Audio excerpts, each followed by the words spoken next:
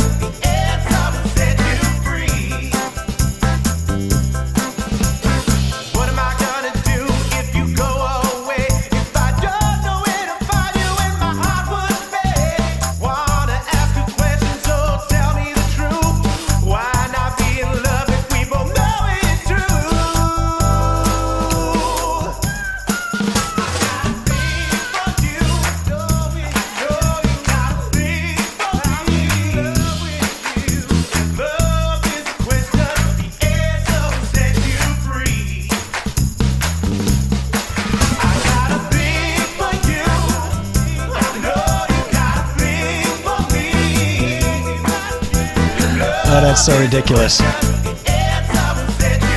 Let's get settled in. It's got a thing for you guys. It's almost done. Let's let it run out.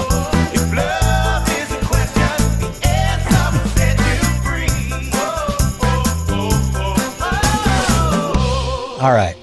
Well, that was fun. Yeah, I like the idea of that llama singing that song. How are you guys doing? Music. I found music again today. It's been a while. Everything with YouTube, music has just not been something that I've been able to get involved in too much, whether I'm playing or listening to, and that's a little bit of a downer. And today I was reminded why that's not a good idea. And we're going to talk about that a little bit. We're going to do a little bit of pivoting on my topic tonight. I will get at you, chat. I see you there. Please be patient. I promise you I'll get to you, but I'm going to take a minute here to get myself settled and then bring in John, our good friend. We'll talk a little bit about tech. I'll do a short demo tonight. I'm going to do, been working with the Wave XLR, of course, is my interface.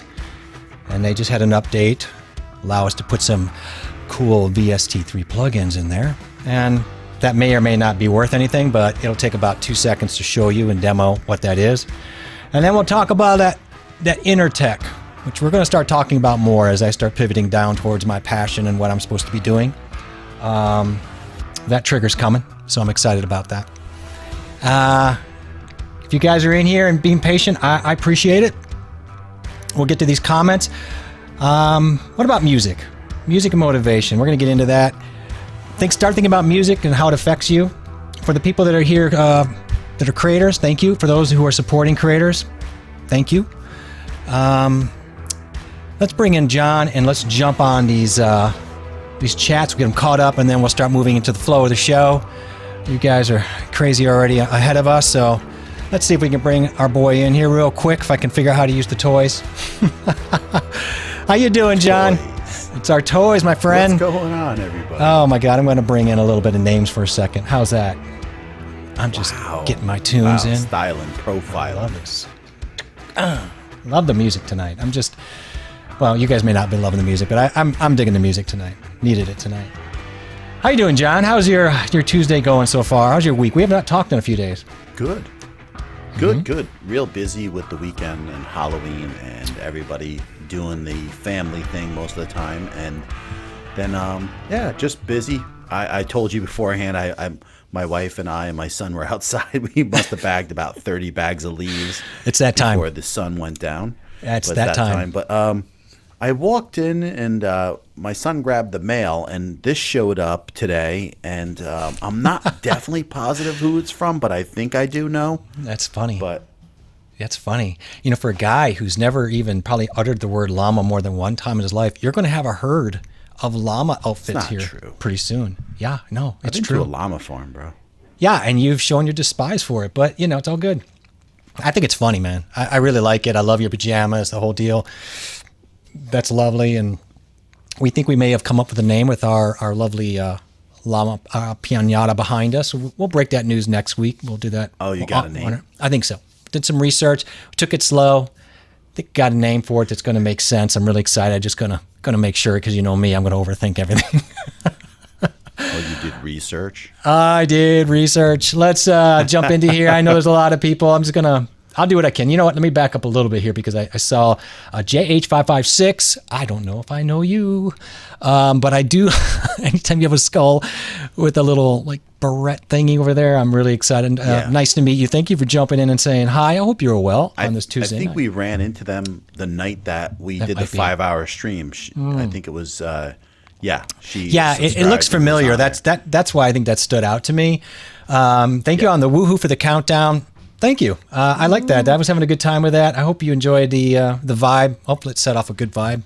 I love all you guys, so I was letting you guys know. I don't know if you love me though. Sammy Superstar says, hey. Yep. Okay. Man of little words. What's up, Sammy? What's up, Sammy? So Sammy did his Halloween thing on Friday. Unfortunately, I could not get to it, Sammy. I apologize, but thank you for inviting me. Prior engagements, Dr. Rob, hello, all a bazinga. That sounds like a... Hi, Dr. Rob. Yeah, that sounds like a... What's going on? Yeah, I was TV out show. to dinner on Friday myself, too. Did you? Friday? Yeah, I was out. Just trying to get in the vibe of the Halloween, which felt like it came and went all too fast in a way. You know how much I love it. And Brian. Weather in the Northeast, I'll tell you that. We had amazing weather. There was no wind really, and it was sunny and 48, 50. It felt warm. Couldn't have had a better, and we met a lot of kids and parents that came by doing their thing with their booze. You know. Cool. You know, cool. No more Halloween gear now. Now I came through and swept that all out. Took it all out. Took all the batteries out, swept it all out, but... Motown. You know, I dipped into some Motown tunes. There's a little Motown vibe to it. Yeah. I would say that's a pretty good, a modern influence of Motown. I dig that. I have a couple songs I found like that, and they're hard to find. Honestly, just to be honest. Bazinga. Yeah, so Bazinga, that's from Big Bang Theory, I believe. Unless I'm missing something. That's a reference to that show. Is Mr. John coming? He's here, so clearly I'm behind chat already. I like this, Jay. Don't worry about the chat. We're here to watch you, but not in a creepy way. I kind of almost wish it would be creepy, but that's okay. Yeah, I'm gonna skip up, and there's some nice comments in here. I thought I'd just throw them out here before we start moving. Oh, yeah. Nothing. And this is pretty tame for tame for Vinny. He's not warmed up. I hope he's feeling okay. You know, he's pretty tame. Who, me? Vinny, your mic is a bit lower than usual, is what your mom is saying. Yeah. I don't know. I can't. It doesn't sound. It's a different lower to mic, so it's not the same. That's why it could be a little bit low.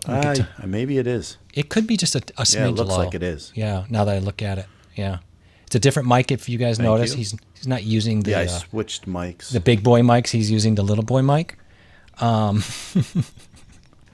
Yeah, I know. John would be decorated for Christmas, his stream for after Turkey Day. That'll happen here too. I'm sure I'll throw up a lot of holiday stuff past here. I'm one of those people. The only holiday I don't really get. Yeah, I think that's better. The only holiday I don't really get all like put everything up is Valentine's Day. I don't know. Does that sound bad? I like this background here too, though. The like the gradient going into the purple. It's cool. Yeah, it is cool. I should do that. Yeah, I see what you did there. So very nice. I like it. You did good. I like it. Says here, John, it's a different mic. You are correctly as a different mic. Yeah. This is the actually a different camera too, because I just told you, Jeff, that I've moved over the ZV-E10 Sony in front of me, and then I am using a condenser mic tonight. This is the Rode NT1. It's okay. It's a nice mic. It sounds good. Yeah. It's a nice mic, really. Yeah. I've only used it like 5 times, so. Well, you should get your money's worth out of it before you sell it. Oh, it wouldn't be a stream without the drums question. Soon. I'll give you another answer soon. Wait, John still... Just going to move on. I love the question. It's just, man, I have so much on me right now. Although, it's interesting. I got a call Friday for me to go watch a band here in Milwaukee, and they're looking for a drummer. And I'm like, cool. So I got to go check out some shows and see if it's a fit, maybe. It's just the problem. People say it's cool, and it is cool. But the problem is these bands, you're talking about playing a lot. Okay, these guys are gigging a lot in the area. And so the question is, how much commitment do you want to lay down? And like, well, maybe I'll do some sub gigs for you and step in rather than commit to 5 gigs a week. I don't know if I'm into that right now. 5 gigs. Yeah, it's nuts. So, Vinny, turn your mic down to 0. I think we know what he's trying to say here, and I happen to agree. I think he's trying to say I'm not going to invite him over on a weekend again. Well, he doesn't need you now. He already was there, so you know. See, here he goes. Yep, picked up something with the mic. My experience from years back. She probably, your mom probably sat through a lot of sound checks, kind of figured out after a while, mic levels, right? Is that probably what she's referring to? I think anyone could hear it. I don't know. You're just, the look on your face is like, So I want to get into. There's 2 people, so now I think I'm too high, honestly. But is that maybe though it's your mix now because you had to up in the main to get it out? Maybe your ear mix in the Elgato there is throwing you a little bit. Maybe you could turn down that mix a little bit. I'm just watching you, and then I'm watching me. But I think it's actually good. Actually. It actually sounds good. Well, I'm sure people will get into it. So we're going to touch on a couple. You can't tell a difference on this picture, right? Like no one's going to be like, "Oh, you're using a Sony." I don't think no one said, "Oh, you're using a different camera." No. They knew about the mic right away. Of course, that's knew about obvious. the mic right away. Well, it's obvious, and you can kind of hear the level, and that people look. Again, we talk about people look with their ears on these things, and that's exactly what they did. But John is using his new Sony tonight. And nobody noticed. Well, you feeling bad about that? No, not at all. What I did notice right off the bat, though, I would have picked up on it probably, is the dynamic range is way better, and also low light conditions is definitely much better. I can see that. Vinny was right here. I'm just gonna throw it up there. Versus the Canon. Yeah, I mean the dynamic range I think is pretty phenomenal on this end, and for me on the low light end of it, it's been pretty dreamy because I have nothing but low light down here. Although I have a lot of lights now, but right. Well, Vinny likes your other mic. You know what? This is good though to get the feedback, honest feedback. I think you sound good, but I think your voice, just fits into that thing, and that's not what this is about. I've thought about switching up mics too, and kind of checking it out. But I mean, you sound really good. So. This mic's not EQ'd at all, though. There's no processing on this mic at all. Right. So there's not anything done. So I mean, and this is what you can do this with this. So John, you look soft to me. Jay looks nice and crispy. So could it be lighting? I don't know. I mean, I don't know. I know I have the autofocus pretty down well. Yeah.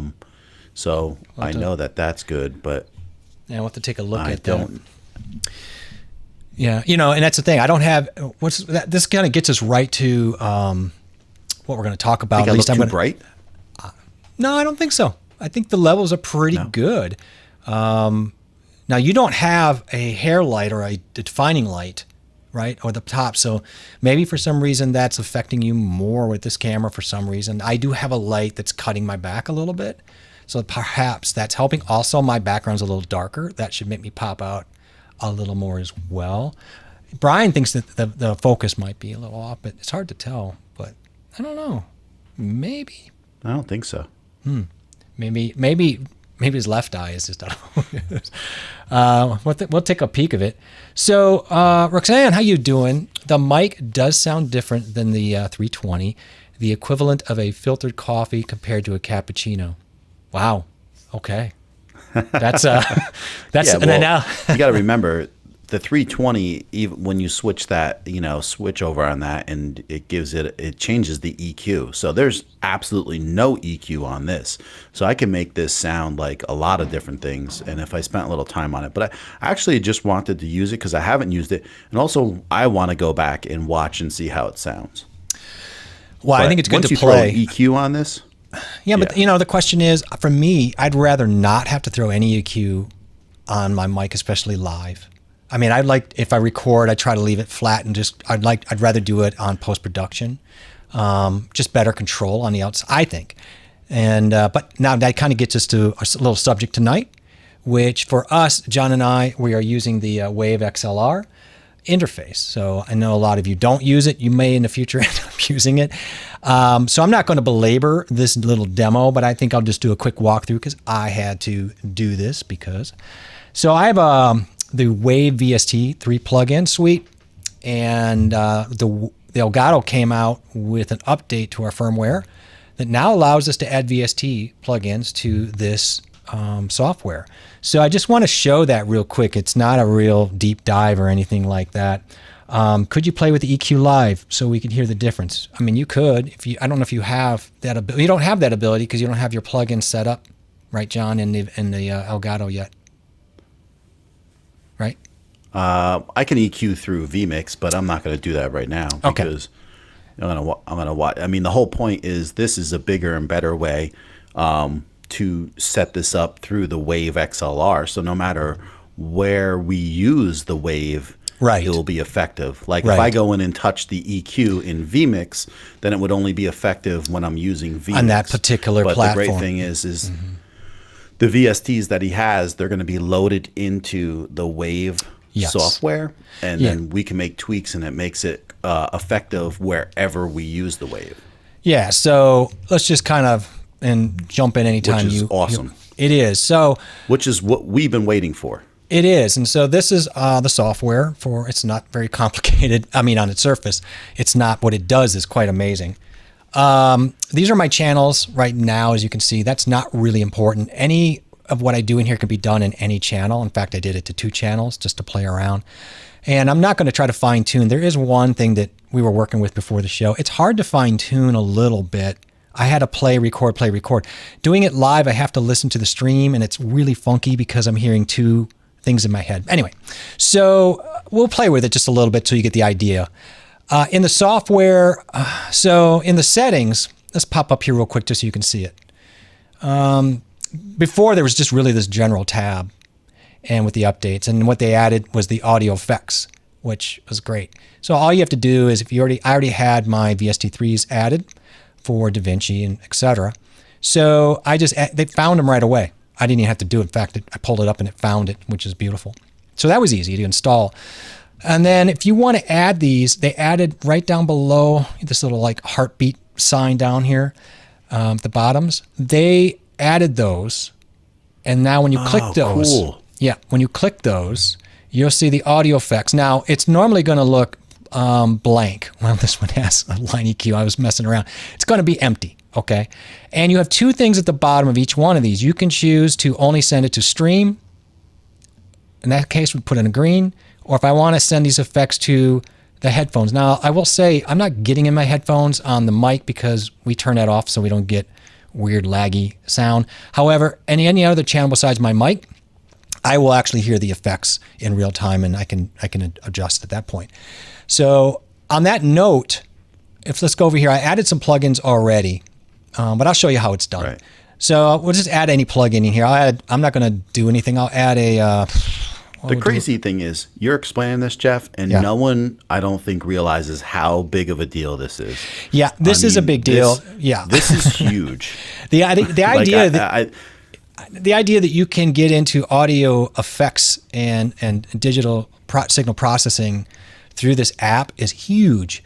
So I'm really excited about this because the Gold XLR has this, but we've been waiting for this on the Wave for a while now. And to be able to use this whole suite is really nice. So I have my suite in there, so I've got quite a few effects in here. But I could add, let's just add anything in here. Like I want drums. Let's add a dynamics in here. I'll throw a de-esser stereo in there for whatever. It may not. So I need a de-esser. I know I do too. So, then this de-esser pops up. And it's not even active yet because now it's turned on. And John, over on the left, you can turn them on individually and off individually. But clearly, I'm going to need to turn on to stream. And I had to do that. And that's weird in my ears. Now, I've not played with this de-esser, so I'm not going to get too involved with what it can do. In fact, I'll bail out on that. But I'll give you one you can maybe hear a difference in. So I played around with the NS1, John, which is one of the best noise suppression plugins. And what I really like about this plugin, I'm going to turn it on if it's not on. It's one of the best and one of the most simplest to use for anybody that doesn't know in depth how to use this. It's beautiful because it's one button. It's one button. And you just basically have to just scroll it up and down. So I have to go back. There was one little bug thing that I found with this thing. I got it now. Depending on when you turn things on, it may not come on. So that yellow, that is white noise being suppressed. So this is at 0. Oh, cool. So what you end up doing is as you go up, it's going to show you how much white noise between your words is being cut out. And it's massive, and it does a beautiful job of not messing with your voice. So I was really happy with it. I had a condenser mic on that was picking up everything. Ran it through here, and it sounded so clean, and my voice wasn't messed up. So it was really well done. Yeah. Yeah.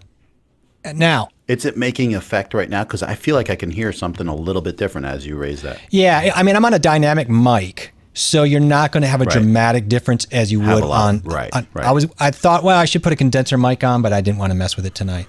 Now, I'll give you a quick couple of examples where you'll really hear it. You're going to really hear it probably in EQ.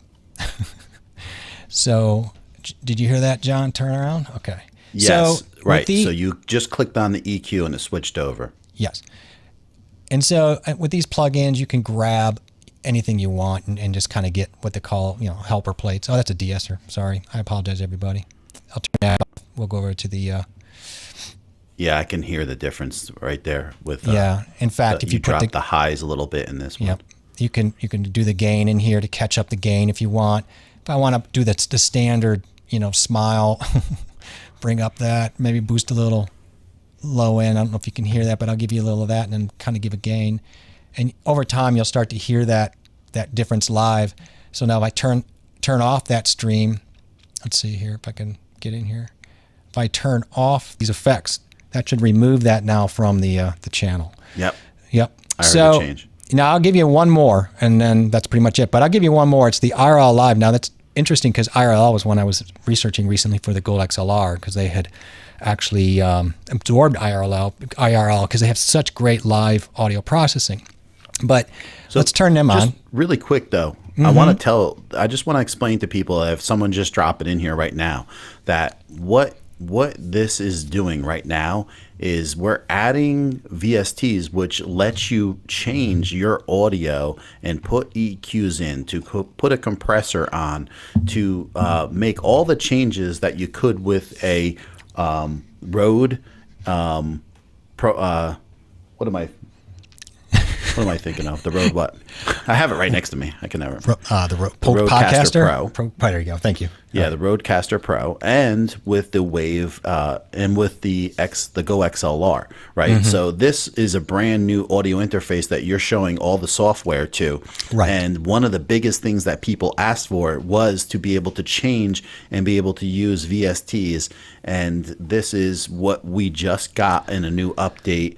About what, a week ago? Not even 2 weeks ago, I believe. Right, and we just haven't had a chance to play it. So to get back to what Roxanne had talked about, but people have to buy these VSTs. You do now. I have the suite of Wave, which is really expensive, but you can buy that NS1 individually at something like Sweetwater or B&H, probably for like $30. And to me, if there's one plug-in that you should buy, that plug-in is worth $30 to buy. It is magic. And also, if you're in DaVinci or any other reasonable editor, they'll take that plug-in, and for post-production, that's just a wonderful plug-in to use to help yourself on that end. And then lastly, This is going to get out of hand for a second. I apologize, but we're going to put a little of the, we'll put a little of this effect on it. Let's pull it up. Okay. That probably is ringing in your ears a little bit. Testing. Not too bad. Not as bad as I thought it would be. No, nothing changed. Okay, maybe it's because I don't have it on. There we go. There you go. Let's Are you in a cave? It's the live. So that sounds great. I love this. It's like, hey, everybody, let's get down tonight. This thing will make anybody sound good. So this is a live hall sound, John. I'll talk slow for a minute. Okay. And there's a million plugins. I can pull the output out, make it a little more reasonable on this particular one. Now you're low. I can't hear you. Okay. You can see that's the output for level on that plugin, so you got to be careful with those. So. Right. Yeah. And so you can choose, like that's Live Hall 2. Let's do a chamber. I always want to do a chamber. Let's do this right. Testing. Let's get ready. How about that? I like it. So you can. Sounds like Jeff fell down the stairs. I did. I fallen and I can't get up. Yeah. So that's that. And let's go. What's that song? I'm alright. Nobody worry about me. We'll sing that song you and I together. We see where we're going. All right. You sound better in the hall. Shut up, man. I did not. I probably did. So that's cool. So so all these are working in here, and that's pretty impressive. It is, and I look, I didn't spend any time trying to finesse anything in here, and it is a little weird to finesse by yourself until I can figure out how to not. I can't really monitor that in real time. I've got to figure that out. There is. I suppose I put it in the wrong one, though. See, there's one in here. There's one in Stream Deck. Did I put it in here? No, I didn't. I should have done it in music is what I should have done, because then I could have actually, I think I do have one right here, this Line IQ, but I can't remember. Let me do a quick check while you're here. Everybody just talk amongst yourselves. No, it's going to take a second. Let me just poke around. I want to see if my audio source is going to that AUX too. I'm excited to get this set up. I haven't had time to do any of it yet. So no, I hear you. It's I see what's going on. Hang on. Okay. I mean, we're hoping that eventually Elgato will add their own compressor and a couple simple effects to their software. But the fact that you can add anything to this on top of it on a professional basis is really awesome, and you can really tweak your mic, and it makes this audio interface that much more valuable for serious streamers. Which, listen, I was just watching Alpha Gaming, and he thinks that that the Wave XLR is outstanding for what it is. So and that's coming from a guy that knows about streaming. Somebody I know is in the house. Oh, so you were the chicken that snuck up behind me the other night. That's my wife.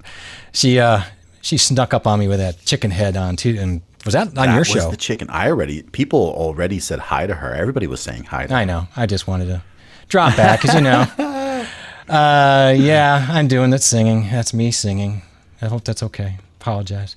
Yeah, I thought it sounded pretty good. Well, I can hold a tune. I've done some singing. So, yeah, well, then again, Jay went to the toilet and didn't know his mic was still on. That's not what happened. What would happen is my phone would fall in the toilet as I was singing to it. Caddyshack. So once again, what's really crazy is I see more and more professional streamers going and buying the Wave XLR. A lot of people have been holding off. A lot of people still don't know what it does. And I'm going to probably go and do a little bit of a stream myself just to show more in depth, because I don't feel like the average person who streams has a clue of still, even though we explain this stuff, of really what it does and what it can do. Right. Because when you take something like you're streaming with the Rodecaster Pro, you basically have one input that controls every volume that comes out of your computer. So it's not really doing a great job. And then if you want to play music, you have to use the separate input with like an iPhone or attached to your phone. So then you have to go and touch that, because you have to do that. That's the way it works. A physical cable in, and then you've got to manage that device plus this device plus everything you got going on. Right. I think, and what John's saying is something I found out when I got to Go XLR is like everything is just in front of you. There's there's stuff that you can touch, but the routing, it's the routing that is so incredible. It's the routing. Right. It's the virtual cables. And so the Wave XLR and the Go XLR are way better for streaming. Yes. Okay. And then the Rodecaster Pro, though, is everything you would want for a podcaster. There is so much more that it can do that both of these audio interfaces cannot do. And then the apples and oranges. The limiting effect in the end of the day is there's only one XLR input here. So, there is only going to be one mic. You're not going to have an in-house interview with anybody. So it's really made for live streaming or people who are making their recorded content. Like I've leveraged it to do some things, but most of the time it's pretty static when I'm doing actual recording. So there isn't a whole lot to move around and do on the audio level. But it's still nice to be able to route really well with the software. I'm not going to lie to you. Yeah. But one of the main things that people still want to stream with the Rodecaster Pro is because of the processing is so great for the mics, right? Yes. So that's why if you were able to do what you're doing right now and have the processing, it's the one step further now that the Wave XLR can become more useful for more people. Yeah, I just haven't decided, it would be so easy to throw that NS1 up there and some stuff and make everything sound so sweet and then record and then dump it in DaVinci. But that's a dangerous game. I don't like recording with a lot of effects on. I like to flatline it as much as possible in DO. So I really wouldn't use that on the front end. But live, this opens up doors for me to pull out really nice condenser mics for lives just to have fun. Because I can use that NS1, some EQ, and there's a lot of compression, whatever you want, limiters, expanders, and you can put out a sweet sound, even with a little fan noise. You'll never hear it. It's going to be beautiful. I think the average person, like every video that I've ever done, when I use the Rodecaster Pro, I have just literally used all the processing that I put on my mic, and I don't change at all in post-processing. And that's one thing that could help a lot of people is that they can set it up where they feel they sound pretty darn good. And then basically just go in there and not touch it. That's the upside of doing it that way. If you want to lay out a kind of preset and for a certain mic in a certain environment, that can work really well. But if you start making changes and mic distances, that may not work as well. But at the end of the day, I do agree that could really speed up a lot of the flow. That's a good point. Dan, how you doing? Dan, video and audio on point, which thank you so much, considering yours have really improved along the way here, which I would say the same about the style. Well, thank you so much, sir.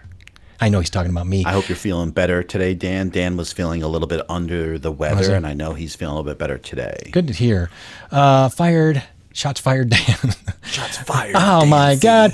How you doing, Kim? It's nice to see you. Thank you so much for jumping on our stream the other night. And that was so much fun. Yeah. That was great. And your coffee cup is on the way. And Brian's, your cup is on the way, too.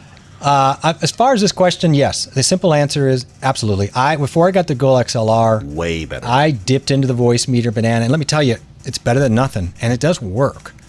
But the overhead for something like that, and it does lag. Also, the other issue with that, Dr. Rob, is you still, unless you have a MIDI device controlling that, you still have to Alt-Tab into all the channels to make subtle differences where on the Goal XLR, I can use channels, we're rigging up.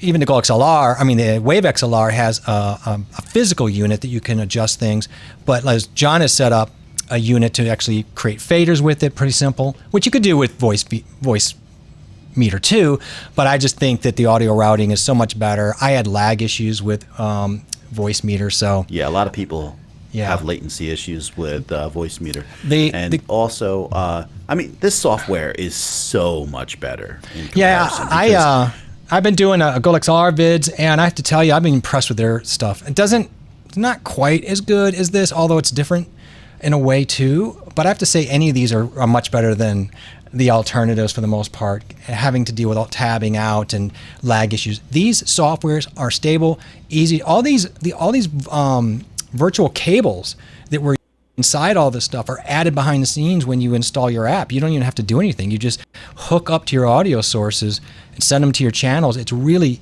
really, really simple, and I'm really impressed with it. Don't worry about typos. It's okay. Well, John is actually using a Sony tonight, so maybe you're catching a little of that new Sony that he's messing around with. Oh, yeah, I was going to say, maybe she's the only one. Now, I don't know if it's me, but you guys got to remember, this is Jeff's third week now into using vMix. Yeah. And look how much more relaxed he is, and the smile is on his face. Now he's like doing little tutorials on here. I know. And it's you're starting to get really comfortable. Everything is on my Stream Deck. I've spent a lot of time trying to get profiles on Stream Deck because I think that's critical to making vMix work for you. Otherwise, I think it's a nightmare to where I can even just look away and swap out things. So if I want to put up John up there and swap it out, I can do it and look over here. I can feel that all out. So that's kind of nice. I wouldn't do that to you guys. I wouldn't just leave John up there and scare you guys. But look at that. That's just Krispy Kreme right there. But thank you guys for saying so much. I see Dimebag Darren is here. Thank you, Darren, for being here. We were talking a little bit about VST plugins for a second, and then we're going to get on to some things. Somebody dropped a question I wanted to... Oh, yeah. Dr. Rob made a point about... can't find it. Don't worry about it. If you got time, could you talk about the security measures you take for your live streams? That's not a bad topic. But kind of hold on to that thought because that's going to... jump over. We actually just did it. We just did a live stream on it about 3 weeks ago. We did, 4 weeks ago. Actually, I overdid it last week, so I did it. Remember last week I had something. It's not a hard thing to go over. No, but let me catch up on chat a little bit. We'll jump into that. Go ahead. It is not. Dr. Rupp says that he's talking about voice meter. It's not user friendly. It's not. It doesn't mean it's not powerful. It doesn't mean it's not a great solution because I think it's a wonderful solution. But when I got into the Goal XLR ecosystem after trying all the other normal issues I would use as an audio person, it wasn't worth it. Not for live streaming, especially. Like, it's ridiculous to hook up all that $1,000 of equipment and components and mixing it all into here and going through voice meter and trying to hobble some kind of faders together. Nah, I didn't want to even do it. Hey, John Pullum, how you doing? It's been a bit, but I appreciate seeing you. And he wants to know, did you get tattoos, John? Let's see them. I did. Show me your lower back tattoo. You want to see my bumper sticker? So these are from Halloween. They're actually wearing off. Yeah. I think Brian's right, though. I'm gonna tune this camera in a little bit. Yeah, I can see something is little off, which is... Did you white balance much too? Clearer. Did you white balance tonight? Yeah, I did a little white balance. Yeah, but my picture looks much clearer than what I'm seeing on the internet right now. Okay. Yeah. Okay. So maybe it's just something with even vMix. Yes, he's got tattoos everywhere. He loved it. Is it a software interface or a hardware? Both, really. The Wave XLR is a unit. The Goal XLR is a unit, and each one of them come with a proprietary software. Elgato shares that with their Wave 3 mic as well, but each then comes with that software. You download that free software, install it. It's simple. And setting it up is, I think the walkthrough is really, really easy on this stuff to figure out, and there's enough people to kind of talk to. A guy like Dr. Rob, the way 2 minutes. he loves to tinker with everything and he likes to live stream. Yeah. This is right up his alley. You know what I mean? So if you're looking for something that gives you much more flexibility and to control the volumes of different browsers, this is it, Dr. Rob. I mean, you can go and have one browser with music, one browser with videos. You can set up your sound effects with a different volume, and you can have so much more control over your audio. And this is probably right up your alley. Yeah, exactly. I like this. It's not for everybody. It's not for everybody, but for the price, man, it's just, if you do any live streaming and you're just not settled with the way things are going, I think it's a great solution. And, Laquita and Corey, I'm not sure who, maybe both. Did I mention how spiffy Jay's background is? It's cooler. Thank you. Very cool. I'm trying. I'm working on it, you know. I'm not I don't think I'm the most creative when it comes to backgrounds, but I've gotten better since I started streaming. That was an inside thing. Yeah, Jeff has found his groove. Well, you know, it's about time. I've been around bass players my whole life, so. Oh, boys, this is Ken. What's going on? Hit record. Hey, John and Jeff, how are you doing, my friend? You've been busy. It's good to see you around and saying hi. I appreciate you stopping in and getting on this VST through talk for a second. Just hit record. Just hit it. Just shut my dog up from barking. That would be great. I don't know if you guys can hear that. I don't have a plug-in that shuts the dogs up for barking. Can you do it? It's called mute. Patrick, on the Mac, I'm a big fan. Yep, a loopback. I use it for a lot of different. Yes, loopback would be a great solution for this type of thing on a Mac for sure. It's on Amazon for $159. The Wave XLR. Yep, that sounds about right. That's it. Now the Go XLR is actually you just more. Gotta make sure before you buy it, you know the capabilities of it. You know, because it's a 1 XLR. I believe the UR22 that you have is 2, right? Yep. So the audio interface is still important. I actually have my audio interface still connected. So I run my my speaker monitors still through my audio interface. And I want to show the mic through the Wave XLR. Sorry, stepped on you. Yeah, let me just show you real quick. So in our mic setup, we have that option. I'm on a dynamic mic, obviously, but you can set up your 48 volts here, your phantom power, and then just dial in your level there if you want. It also has some low cuts options, click guard, some locks and things like that. So you've got a couple functions there, but yes, absolutely has a 48 volt. It's got phantom power. You're good to go. Absolutely. And actually, it's got a lot of headroom for gain. So you're getting 55 dB of gain and plus another 25 of digital gain. So I was able to have no problem to run the pod mic without a booster. Yeah, I'm running this RE320, no cloud lifter, FET head, or any booster, and I still have plenty of headroom. So, and I'm not picking up noise that I'm aware of. So, yes. So there. Yeah, I see John Pullum also likes the loop back. I can imagine if you were a Mac, that would be a great way to. If you're a Mac person. But check it out. I mean, you could also still buy, the Wave for the Mac also though. So then you wouldn't have to spend $100 for loopback on top of your audio interface. I'm not sure if I missed a question or if this was part of a discussion. So, and you can only use mini jack headphones with it. So yeah, the headphone output here is going to be a 3.55 millimeter standard. Right. So, yeah, you're not going to go quarter. Which isn't a problem for most people. Yeah. No, I mean, if you're going to use IEMs, you have adapters. These things, I know the Go XLR will punch up a 250 ohm headset. I would have bet you this one may do that, although I can't say for sure. I only know the Go XLR will. They say it does, but I'm not positive. Really? I know the Go XLR... They actually do say it. They do. Well, I mean, the Go XLR does too, but it's right on the edge. Like, I've seen tests with the DT990s Pros and those 250 ohms. The Rodecaster Pro will not do it. Oh, is that right? Okay. I mean, I don't know how important that is to people, but for some people it's very important, and that's good to know. It's not important. Yeah, unless you use the adapter. Yeah. I mean, no problem with adapters. I mean, I don't know. The only other option you would use really is something wireless, and I wouldn't probably suggest that anyway. So see, the thing is, if you're worried about that stuff, then this is not meant for you. You know what I mean? Because this is for streamers to take it to the next level. It's not for you just setting up your audio for a mic and then coming in. Like, it's to help the whole production. So if you're going to be showing videos, adjusting the volume on the videos, then you're going to be going into playing music in the background and be able to adjust the music in the background. Right. Like I said, you could still do those couple things with the Rodecaster Pro. It's not the same. So there's just a little bit more workarounds, and this is just a different way to do it. And I think for a streamer, this is better. It is, and just to kind of, most people would say that.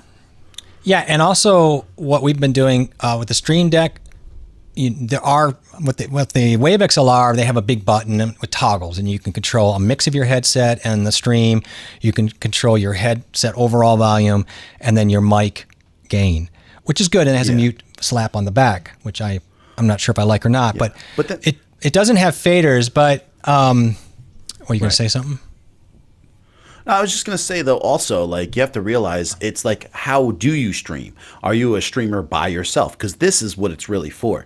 But if you're like someone like Dan C, who runs a stream, and then he has two guys, and sometimes he'll be using two outputs out of the Rodecaster Pro, automatically, like, you can see the versatility of the Rodecaster Pro just becomes more useful. Right. So you have to really, it's just another tool to look at, and this is another decision that people should be making, especially if they're streaming by themselves. It is real-time mic output, by the way. There's no lag or anything. It's great. Just so is with Go XLR. I want to make a point too on something. There is a little bit of different, even with this and the Go XLR, which they're kind of in the same family.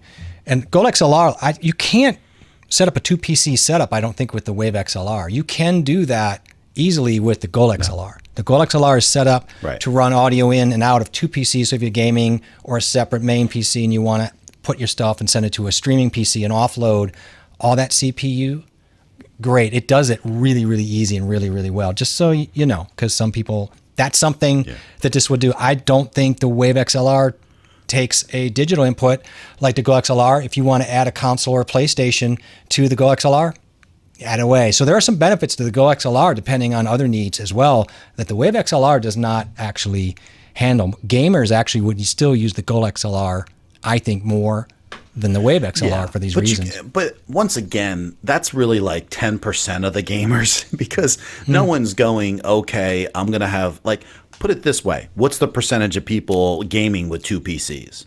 It's very low. I mean, I've seen quite a few doing it. I can't say that I've got a number in my head, but you know, I mean. But I'm just saying the percentage is low.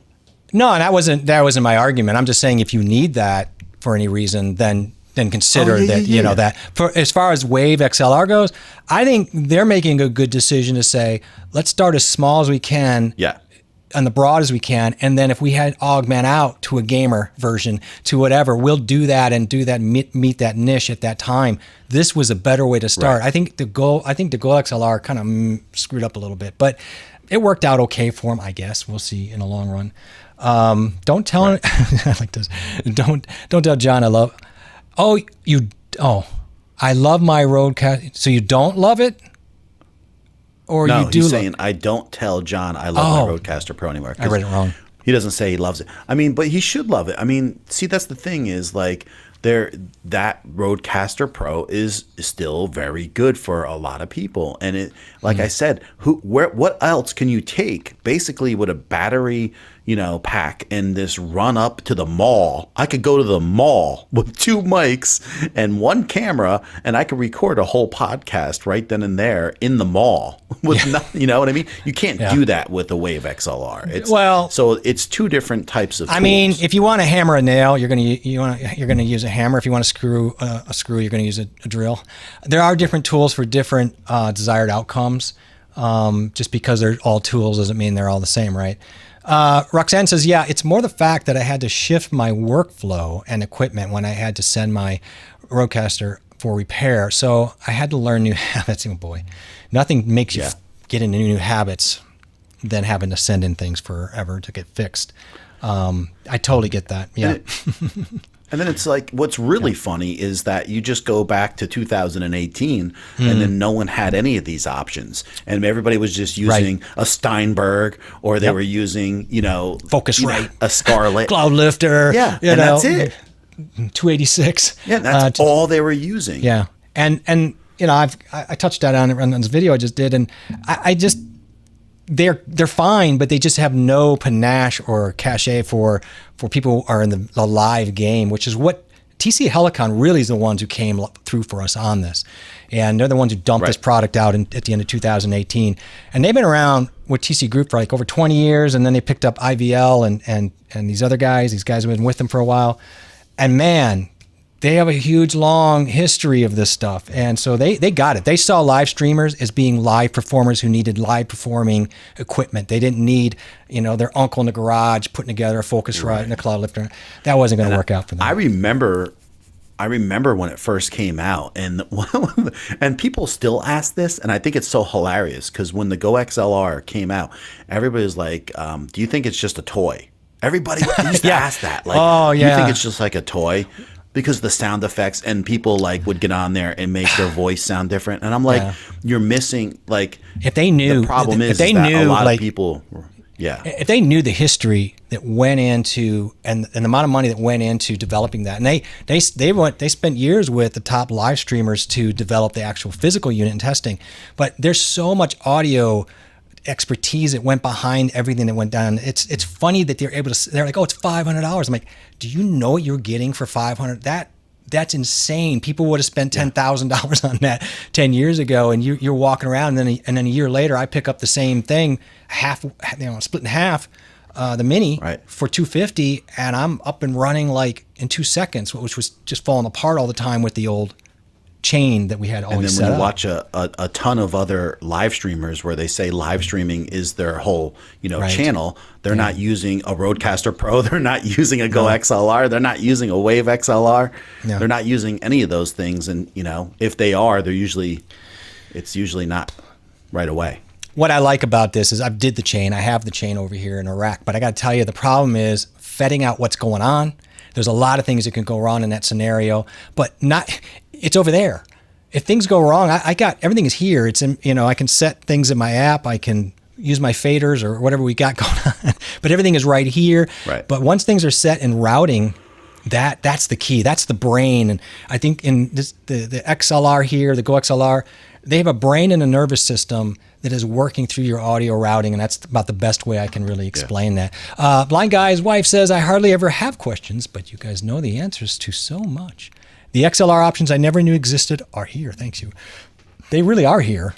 Oh, yeah. They are here. There's a lot of options they are for everybody. Yeah. But I think people get hung up. A lot of people get hung up on having a mic in the picture also. And I could tell you right now that everybody that practically watches you would rather have a mic in the picture than to hear bad audio. And I the agree. other problem is that people don't know what bad audio is. No, that's a lot. They don't. Audio is like anything. It's a learned. You got to train your ears. I mean, and it takes minutes. So you want to be patient with people. It takes time. It really does take time to pick up on those frequencies and also to understand what may be happening. Well, listening in IEMs versus cans versus on your little speakers versus big speakers or out of your phone, all different worlds with the same audio effects and levels. So you've got to train your ears and understanding too of how these different environments are actually affecting your ears. Well, suppression too, by the way. To break it down to super simple is go listen to anybody else, come back here and listen to us, right? And then you'll notice the difference. It's night and day to compare to a lot of people, right? A lot of us here who are in the biz, we all, everybody sounds good. But go watch some average just streamers starting out, and you're going to notice a big difference. Then go and listen to both people's audio for a lengthy amount of time. And I've said this already like last week, but I'm telling you, and it's a fact, if I can, my ears were hurting so much from watching a lot of new live streamers streaming and having guests on, and my ears were done. Like, they were hurting. And I had to take a serious break. And it's almost like they don't realize that how fast you can make that change and make the improvements. And you should be doing it, because if you expect people to be watching for hours and weeks and years, make that change sooner than later. The worst is, well, when I was playing video games for a while on Twitch, the worst would be these young kids, and they had the headsets, and people use them on their live streams, which is not a problem. But the young kids, they have this weird thing where they breathe through their mouth, and it's like for 2 hours gaming. And you're like, dude, you got to stop mouth breathing on the mic. It's literally killing me right now. I'm going to have to quit this game. I want to so Dr. Rob wants to know, how would you route it to a wireless headphone? Well, I mean, some wireless, I don't know. I'm not a big fan of wireless. Everybody who's streaming, no one's using a wireless setup. No. Almost 99% of serious streamers don't use a wireless setup, because if that goes bad, which a lot of times there's interference in general, they just don't. And if you ask a serious streamer, they would not be using a wireless setup. I'm tempted to try. I have a SteelSeries really nice headset that's wireless. It's not Bluetooth. And it just plugs into 3.5 and then sends that Wi-Fi out right to the headset. I'm just curious. I think I may try that. I would never want to use the headset, but I've seen people use the headset and their mic. But what's the point of that? So, I mean, I guess you'd be wireless, but I think I may try just to see. Bluetooth is the worst way to go. Yeah, I wouldn't do Bluetooth. There's too much lag on Bluetooth, and it's so jittery. Great question, though. Well, you can keep messing with them. That's fine. Yeah, I mean, you could use it, but I just wouldn't use it. That's exactly what I said. Brian caught me. Brian says, what does one get if you want multiple inputs? Well, there you go. And that's where you get into other options. What are you going to use it for? Rodecaster Pro. Or if you just need an audio input, you could get a Mo 2. So I guess, again, if you want audio routing, I don't know how good, but what's the audio routing really like in Rodecaster? Because I don't have it. No, it's virtually nil. It's like what we just said. Mm-hmm. It's basically you have one USB channel, which is channel 8, right? And so if I was to go and put, but the problem is, what happens into things like StreamYard and et cetera is the mix minus usually shuts down that USB channel. It shuts it out. So, and I don't think most people would even understand what I'm saying here. Until you've used all this equipment in different scenarios, you won't know what's more effective. And the thing is that the Wave XLR has been unbeatable in every aspect to get the sounds where we need to get them. And but like I said, it's not for everybody. I need to try the 320 on my Go XLR, because I never was happy with the pod mic. I am curious to see if the preamps are different, if there's a noticeable difference in what's going on there. That is one thing that I would like to do. Maybe next stream I will do that. But to John's point, I always throw it back to music, but I have 5 different kits, and they're 5 different. One's huge, one's really tiny for club. Sometimes as time goes, you do what you got to do with what you have. But at some point, if you really want to increase your flow, you're probably going to need a little bit of different tools to get different jobs done in that area. That's not fun, because you have to pay to do that. But take your time. And that's the thing is, it's our job to know what is effective for that person. If we're basically going to give someone advice, and okay, well, what do you use it for? What are you using this for? And then you have to be able to give them the best advice for what they need it for. Yeah, that's true. Brian says, in the studio that I used to work out, they would have an old mono radio that they ran the mix through at the end. if it sounds good there, then it will be good up the chain. Okay. I mean, yeah, I could see it. I mean, the chain is the problem, and we've been dealing with that, and that's why adding effects, a lot can go wrong, or a lot can start to affect things again. And the other thing is, like John's point, if you preset though, and you do have a tendency to change out mics, you're going to have to be on top of making sure that EQ is all caught up, because each mic has its own frequency response pattern. So that ain't going to work. So you're going to have to that's one thing I don't want to have to deal with is constantly messing around. I suppose I could say profiles maybe. I suppose that's one way to do it. No, I've never heard you mouth breathe into your gaming mic headset. I would have said something if I heard that. I'd be like, Brian, we got to have a side channel talk here. We got to have a meeting. It happens. What are you going to do? No, I mean, these kids, they're just like, I don't know if they have asthma, but I don't think they do. And they're just going to town for like hours. It's crazy right now. Right. Yes. So I'm wired and John is wired with our IEMs right here. And it goes into the back of the Gold XLR. And I have an extension. I think you have an extension too for the connection. So we can tether all around this room, because obviously the normal length, these cords aren't good, but you can pick up for a couple of dollars, an extra 15 feet of leash, as I call it, so you don't get snagged. I can't tell how many times I got off a drum kit, forgot I had my wired ear stuff on, and walked away with, pulled my head off. That's what. Then the wireless were nice for that. I'm not going to lie to you. I would love to have wireless all the time. But unfortunately, Who's Jim? Do you know Jim? I haven't met Jim. Maybe. Jim Boswell. No, I don't. The name does not. So we've ever seen if this Jim, is your first time, I thank you. Drop a hint into what you're about if you want to. What's going on with you? Hi. It sounds as if you're in a well-damped studio. I think he might mean you, because I certainly have not a damped. Neither of us are in a well-damped studio at all. And it's really interesting. I have no sound.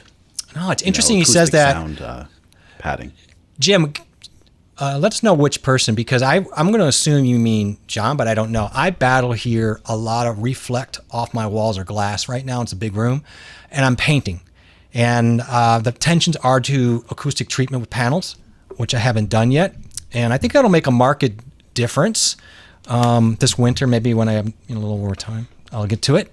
I certainly have to finish all the painting and setting things up. But you have carpet, at least, right? And your room's a little smaller. Yeah, I have carpet and there's curtains in front of me. That helps a lot. And otherwise, there's nothing else done. It's just when you have a mic in a close proximity to your mouth, you're not going to pick up a ton of echo unless it's like there's nothing in the room. Good evening, Lala, or good morning. Thank you. In your world. Thank you for stopping in. We're excited about a future project with you in the works. FYI, Roxanne says the SM7B works directly with the Wave XLR. However, I prefer to use it with my preamp. What is your preamp? Yeah. I wonder where preamp is. I would too. I would prefer to use. I always tell you that. I always prefer to use the preamp, and then I like to dump down a little bit of the. I like to use a booster, I should say, and I like to dump down a little bit in the preamp on the audio interface. I think that's ideal. Preference. I know the Gold XLR, I think it's at 72 dBs a gain, and that's plenty technically for the SM7B. And I used the SM7B for a long time, and people loved it on my Gold XLR. It did sound good. But I think if I was suggesting to somebody Ultimate, I'd get a cloud lifter, Fethead, or some kind of booster to offset that push, because it takes it right to the edge. And when you're getting to the edge, you're getting a lot of floor noise, usually, even on that mic with a lot of rejection. Yeah, I did a video on. I did a video on using the pod mic with the Rodecaster Pro, and so, or maybe with the M2, but I showed how much gain it takes to run that, and the SM7B needs more gain than the pod mic, so there's no doubt about that. I'm not shocked that Dr. Rob loves the sound of the SM7B. I mean, most people do. John and I are on the fence. Sometimes when I hear it in certain podcasts and it's done right, like Joe Rogan's really dialed in, he's got the right voice, I think it's really good. There's some people that I don't know if it's their EQ, but it's like they got a sock in their mouth. And it just, after a while, it actually starts to hurt my ears the way it's so rejecting everything. Yeah. So it's the same with every mic. Like I listen to somebody and you'll be like, oh, that one sounds really good on that. But then this person really doesn't, you know? Yeah, mics are interesting because they just don't work with every voice. But I think in general, it's just a tried and true mic. When I used it, I loved it. I got a lot of compliments on it. For me, I was feeling a little muffled on it. I want a little more brightness on it, but that came with a price with all the reflective stuff I've got going on right now in this room. But yeah, it's a great mic. It is really. Rodrigo says, here I am. J1 and J2 can now be better told apart from the different mics. Yeah, we wanted to make sure you could tell. We got separated now. We were like twins, conjoined twins at the mic, and they split the mic and let us take our own organs, and now we're on our own. So good luck to you, John. Good luck. Good luck for you there. Thank you for being a follower. I think this might be to us, but they say, Laquita says, Corey says, thank you for being the responsible party to know what's needed. I just want to create. Yeah, I hear you on that. There are times where I don't really want to get bogged. John is, he's really into tech. I like tech, but I really am more into utilizing tech. And, that kind of gets back to me shifting my passion back to more of the inner tech. So we're here for you. We have a wide net here to work with you. And thank you for saying that. That's really nice. Well, anytime I see someone say the word balls, I got to put this up. But Brian says in the nicest way possible, because you wouldn't want to say it in the meanest way. John's mic sounds like it has less balls than the big Vader mic. It's going to be interesting to see if you can get that presence back with effects. I think you could probably do a lot of damage. I think you could probably get a lot of that low end on it. In the end of the day. This is a really good mic. So if I EQ'd it, I could probably have it sounding just like that mic. But that's not the whole point. Whatever. I like this mic the best I've ever, out of any mic, I like it the best. So, but I just wanted to. This is a condenser mic, so it's definitely a different mic. But I like to try different mics every now and then. So I like messing around with them.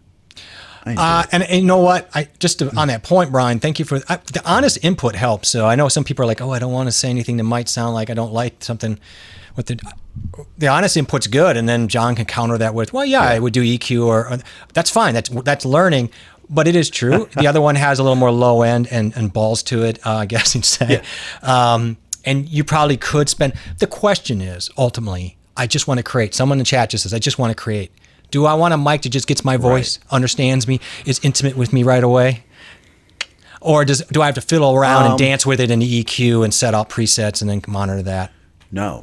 But then, I don't think the average person would realize that this is a condenser mic with a very low noise floor. And so they wouldn't even know what that means, right? So why would I need that? Well, because if you're using a condenser mic, it picks up all the background ambient noise. So if you have a louder room, then it's like you either want to have a mic like this that has the lowest noise floor for an acceptable, affordable price of a condenser mic, right?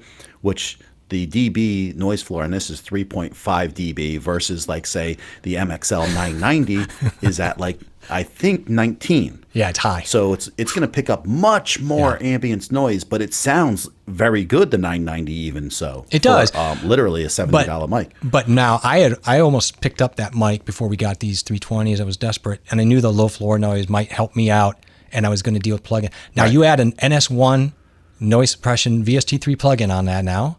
And you're in great shape. My goodness, with a little EQ, the Manafort VQs. Oh, I played with those today. Dude, I have no words. There's so much you can do, and that's the thing. Thank you for being here, Jim.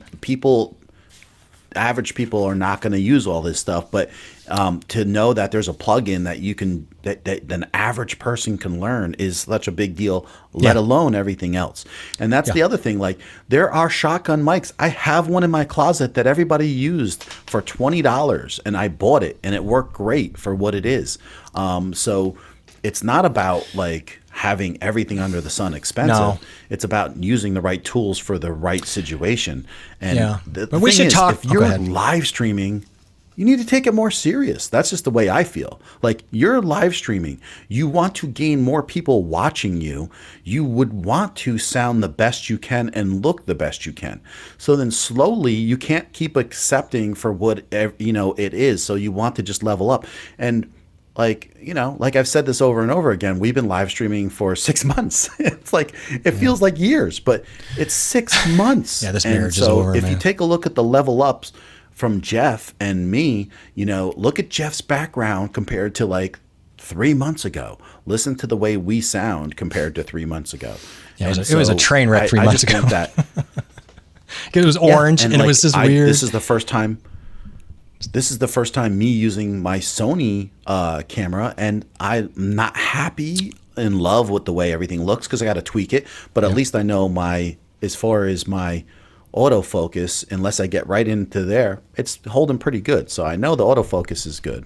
Let me jump in here quick. But it's a learning process. You can't be happy, Jeff, right? You have to say, how can I want, like, you're here, you want more subscribers, right? And part of getting more subscribers is having you look a little better and also sound a little better.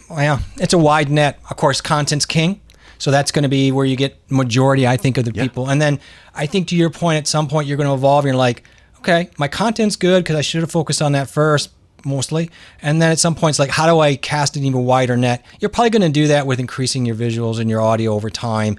It's just, again, whatever your journey gets you to that point, you'll have the information. I think it's more about, you know, I think what John's saying too is, you know, always be open to that information, even if you're not ready to pull that trigger to buy a mic, because when you are ready, you'll have that. And we don't want you spending more money and time than you should, because you don't need to spend a lot of money to get this. You really don't. I'm not even talking about spending more money. I'm talking about, like, I'll bring up Tracy Parks all the time. We have friends, right, that use a simple webcam. And I'm talking about the people that are using a webcam who don't even have the correct lighting. Okay, I'm talking about the people who have a setup and they can make themselves sound so much better. I'm talking about just improving what's right in front of your face, you know, and then from there keep on leveling up. Yeah, Tracy really worked on. I'm not saying, Tracy really worked on her setup. She is using the 920. I think it's not 920, not 22, but same camera really. But she really worked on that lighting because that really had a difference. And then she still wasn't happy. Then we figured out she had a white balance thing she needed to do in the software, which is very easy. And that really helped. And so it was just kind of, that to me is augmenting. And it really made a difference. It sounds really good. You just made a perfect point. I was watching a live streamer today who had over 2,000 subscribers. And as she's there looking great, right, sounding pretty darn good, her it was either her white balance or her webcam with the adjusting for the light, right, because she didn't set it and lock it. Oh, I know. And it was just going in and out, going darker, lighter, the whole time. And it's like, that's the stuff I'm talking about, right? Well, you're talking about knowledge. You're talking about upping, right in front of you. Yeah, upping your game with the, that's the thing too. I really started it really, really cheap. And we talked about this, really cheap lights, really cheap camera, but I tried to maximize. I had $19 HD cameras last year, webcams, and just try to max them out with cheap lights and then better lights and then a little camera, but always trying to figure out with light, software, setup, information before I started spending another dollar. I'm in no mood to overspend on this stuff. Jim, I wanted to say thank you very much. This is a lovely compliment. I didn't want to pull off the stream because I think, you know, we do care. And for you to say that, that's a very nice thing to say. What you got? Extra 4 subs? Oh, did I? Okay.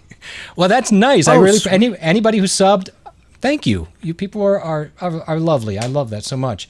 Roger also says, one added great feature of your mics, guys, is that no matter the direction you're looking at, the mics pick up at the same levels. Yeah, that's an interesting thing too. Some of that's placement. So the way I've got mine is if I'm looking directly at it or I'm looking at chat, which I have you over here on this monitor, it's crossing me at least. So there is a little trick to the mic placement where I'm making sure that I'm always in that. So a little bit of that, and the pickup pattern on here is going to be a little bit wider than some mics. So that is an issue. Condenser mics that are shotguns are going to be pretty tight. So, you know, you moving around could be a thing. Good point. Thank you for that. But I also think it's a skill too. Like I remember you saying, like, after we got done on a stream, you're like, I need to make sure I'm conscious of that I'm not moving up on the mic. Yeah, I'm still working on it. You're getting it's naturally just happening. But you'll get people that they literally been streaming for a long time, and then they don't know the difference that they're up on it like this, and then I'm turning away, and now I'm talking over here, and then I'm coming back, and one time, but it all depends, One time I had the 990 there's gamers that love it turned around, so the mic. The mic was facing the other way, but those mics, you can't tell sometimes, right? So I'm like, why does this sound so terrible? And I'm talking away and I'm on the mic. It doesn't sound terrible. And I had the mic on the wrong way. Yes, that was embarrassing. I've seen that plenty of times, actually. It does happen. Where people have the mic backwards. Jim says, excuse me, I built some very complicated loudspeakers. Transmission line loading of the drivers using a quasi-second ordered series resonant crossovers. I almost hurt to say, honestly.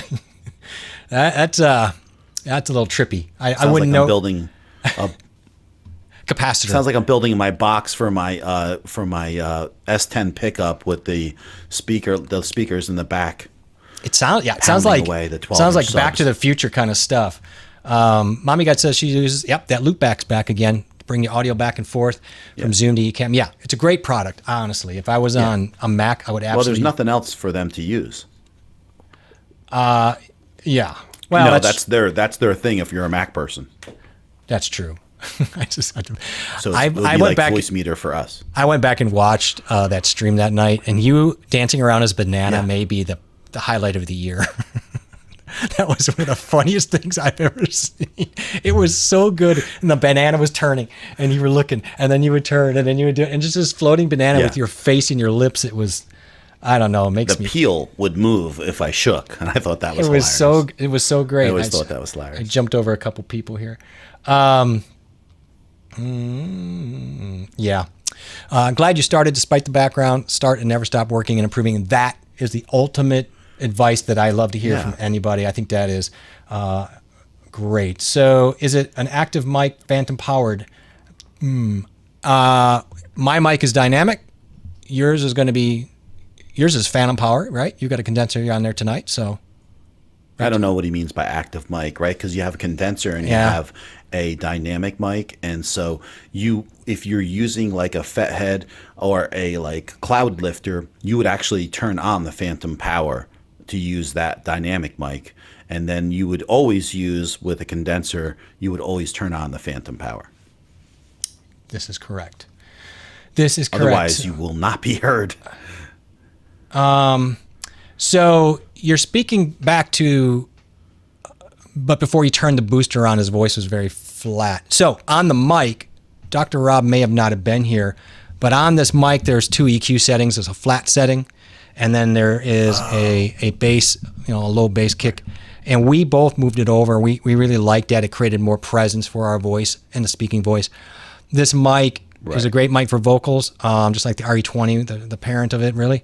But it's also used for kick drums and low instruments. So that's what that low setting's for. But it works great for vocals as well. So there's a switch on here somewhere. I don't know. So I just switched it. So you should be able to hear quite a bit of difference in how it's flattening out my EQ, my response.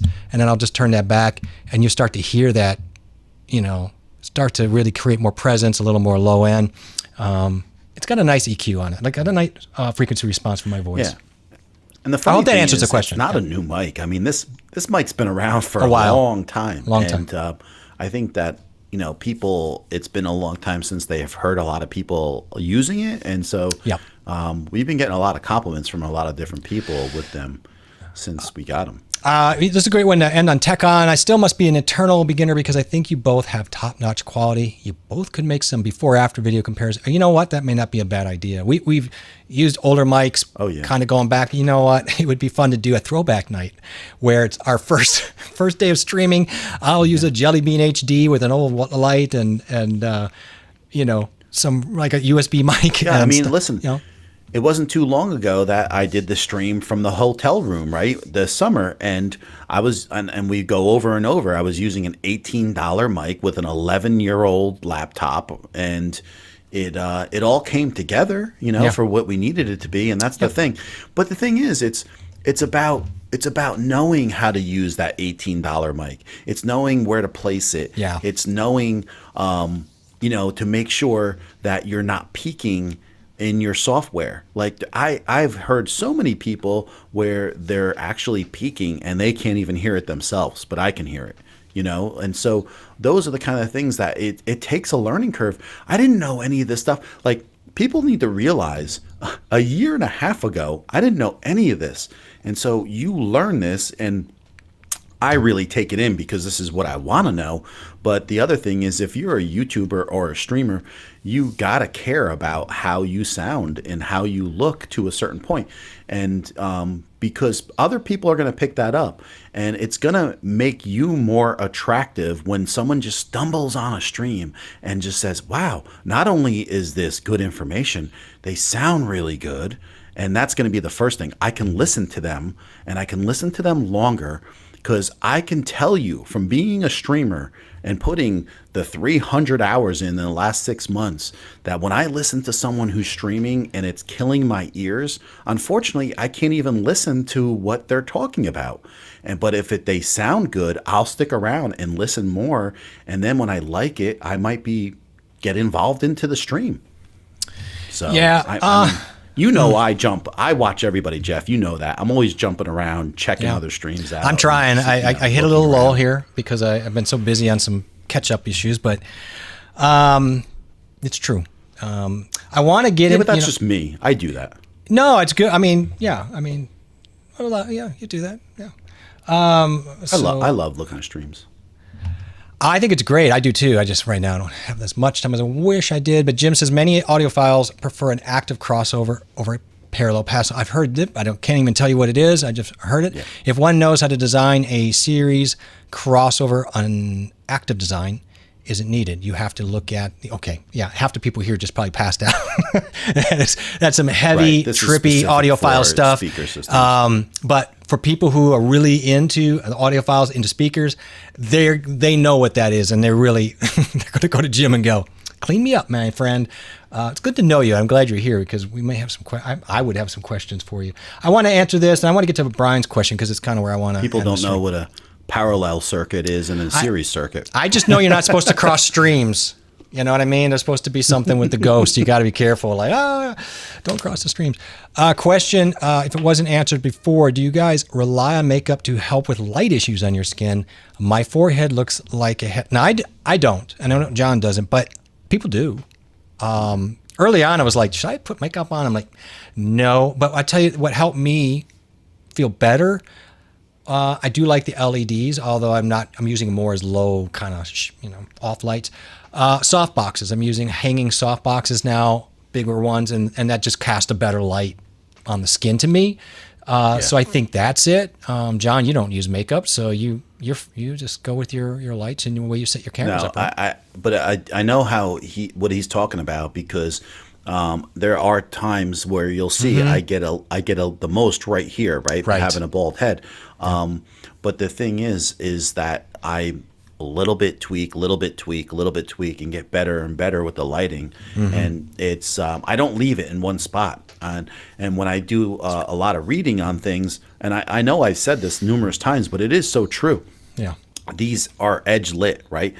A little while ago, I used to have these tweaked towards me, Jeff, so that it was like coming right at me like this. I turn mine. And I since then have straightened them out more, and then I get more of this softer light coming off the edge and kind of like going past me instead of on top of me. I've totally noticed that the wall, it's like a wall diffusing. I've totally noticed you bouncing the light more, and I've been doing it too and turning it.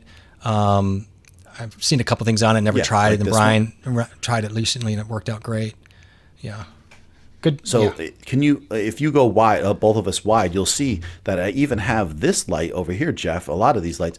I don't even, I have them facing up into the air because then I light the background of the studio a little bit instead of having it directly shine on the walls, and that just lightens up everything. But unfortunately, I still have to tweak this camera. This is my first time doing a stream with this, and this is my first time using a Sony camera for a stream. I've been using a Canon for like literally the last year and a half. So we're going to switch gears for a second. I don't want to go too late tonight. So I want to switch a little bit of gear because I've had discussion with John and some other people about I love tech, and tonight's fun. These are things that I will do as I trip through things, and then of course John knows a little deeper knowledge of these things, so then we can really cover a lot of bases.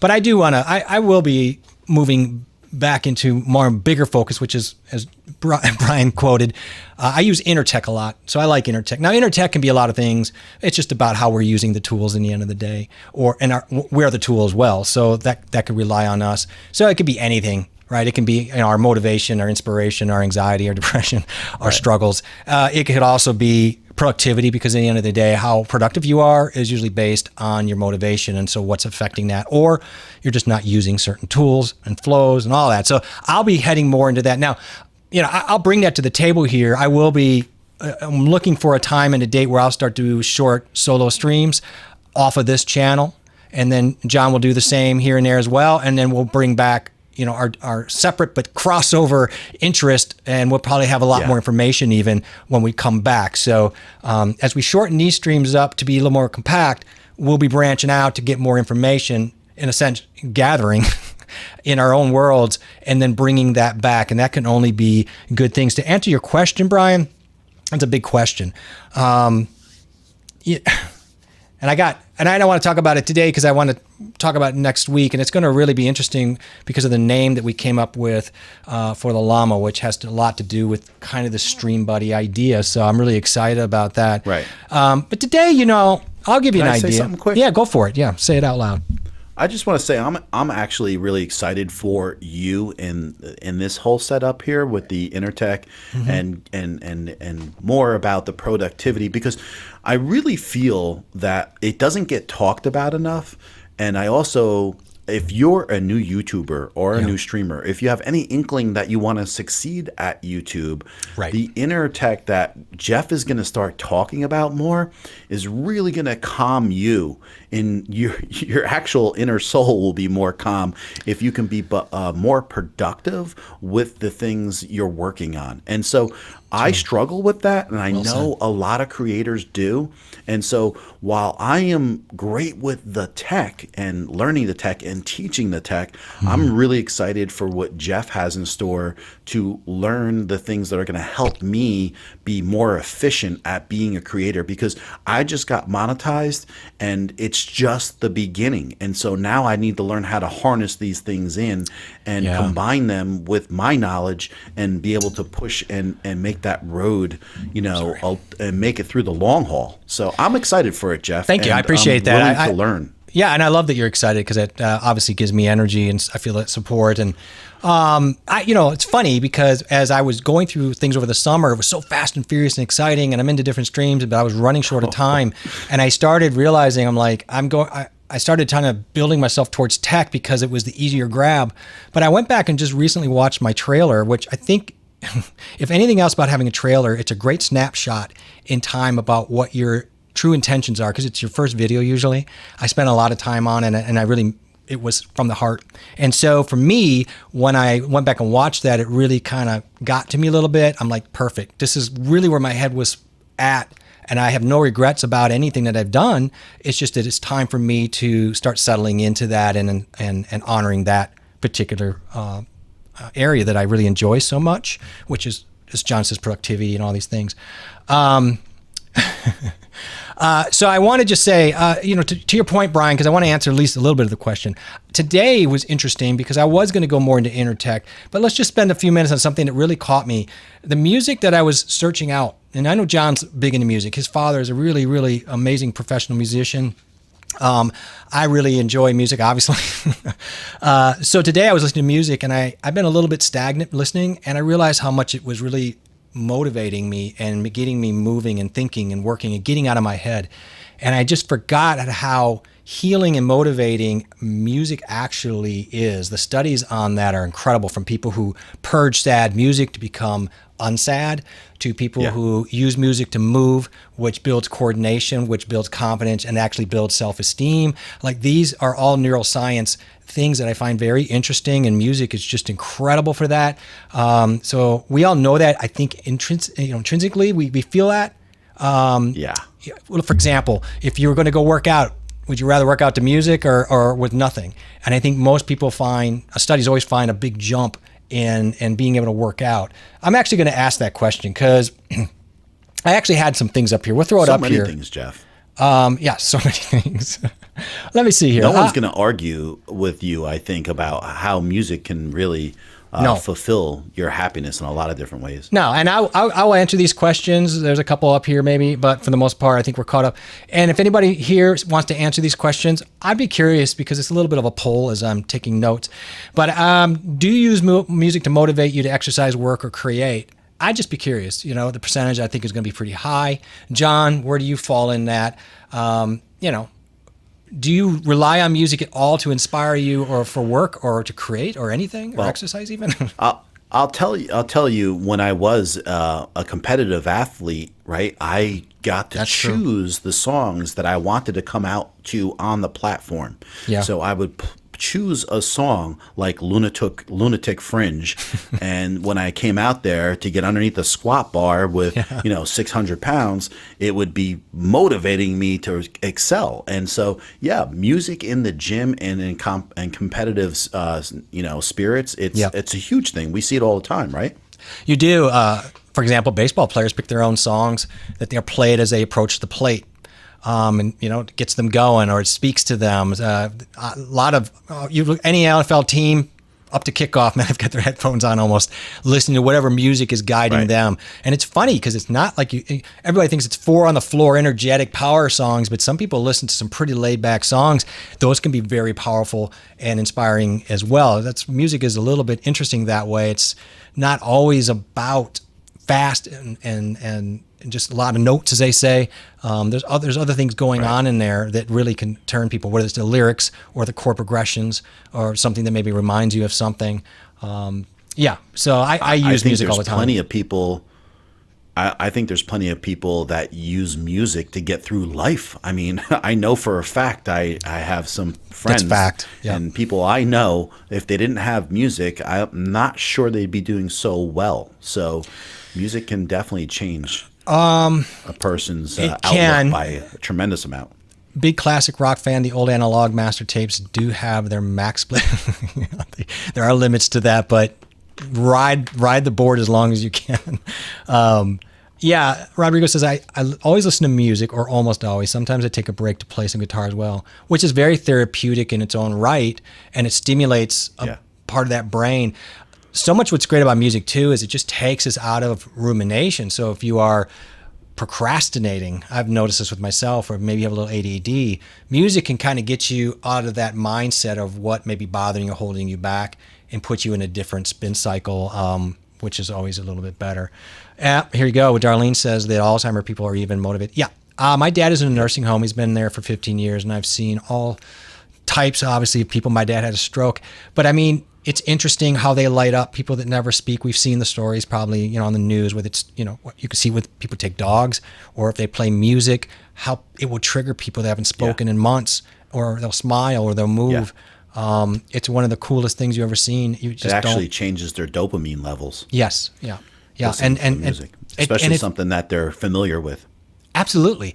And it's neuroscience. I mean, it ends up firing a lot of neurons and dealing with a lot of these things that can trigger back, and that can be really good for people, obviously. I had a German Shepherd that would howl to the Moody Blues in key ones. Well, that's disturbing. That's actually pretty cool. I never really thought about that. Let me get another one up here. I don't care about that one. Let's see here. I was going to ask, do you feel better after listening to sad music? That's not a bad question. We kind of touched on it in a way. I don't know if you do this. I do this. I've done it for years, where I will listen to music. It's a little bit of a downer. It purges them. It's called purging. and it actually purges emotions that maybe you can't get out, or you don't know you need to get out. And I'm not talking about necessarily boohooing, even crying. It's just a contemplative motif, I guess, where you sit inside yourself. I don't know, Big John, is this something you would even consider, or? No, I don't cry. But people, what I noticed, can you remember like growing up? And I remember like, some girl, her boyfriend broke up with her that you knew, and then she was playing like, I don't know, the Poison song that was like sad. And it's like they would play for days, over and over, and that was like their song. It's like, people play music to cater to their emotions, to be able to release, to be able to be happy, to be able to, effectively be able to purge, like you said, feelings that maybe aren't so common or normal for someone's household, because not everybody spills their emotions at home to their parents or their friends. And so if you don't have that person, this could be the way. And so, it definitely is. I've seen it. Yeah, I think people I don't think cry, though. No, I know. You never cry. Although I've seen you do it. I think I saw you do that on your 1000 night. It's on video. And people, people I had something in my eye. And then people are like, oh, I'm going to go listen to, some Bon Jovi because I'm sad, some really fast music, or maybe I'm going to listen to Slipknot. No, I mean, that's not going to really help you. I mean, I think you can kind of use mood to boost it, I guess, a little bit of a mood. It just depends on how deep you're in it. But I think ultimately you're going to be quicker to actually deal with that particular emotion that might be holding on to something. But what they found is if you can deal with that, if you can purge, if you can get out of your mind, the reason, I'm getting back to a little bit clumsily about what Brian asked about inner tech and new YouTubing, but it gets back to motivation and inspiration. A lot of us procrastinate. A lot of us feel overwhelmed as new YouTubers or as any creative because of time or, all the comparisons, all the things we talk about. And I had that going on a little bit here and there, especially as I start thinking seriously about doing solo streams, which you'd think, it'd be simple for you. No, it's a new game. And I'm finding that the music is really helping me lately find my way a little bit more. So, yeah. I never thought of that, Jeff. Mm-hmm. It's amazing sometimes, like when you're when someone's talking and then it just clicks all of a sudden. And I just realized that, you really haven't done much solo, and so that's like a whole different and I never thought of it because it just never did.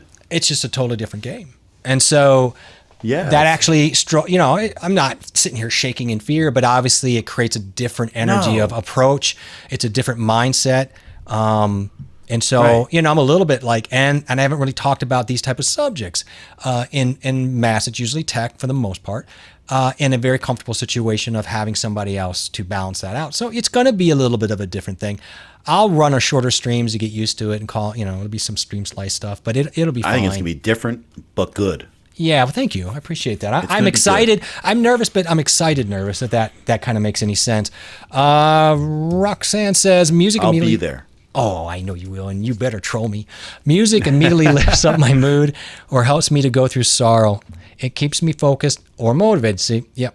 It's an amazing healing tool like sound that cleanses, breaks down blocks. Yeah, so it has that way of breaking through emotions that maybe we just can't get through on our own or we don't know exist. But it really does help with motivation. I've been really shocked. I mean, we knew about focus, right? I've been using YouTube's focus mode music that they have for free on there. If you're studying or you need to be able to focus, for people like me, there's music that is set up. It's that kind of Mozart, kind of music that's really can help your brain think and not get into its own world. Because sometimes having music with words, I don't need achy breaky heart, and I would never allow that in my house, but behind me while I'm trying to do something serious with work. Yeah.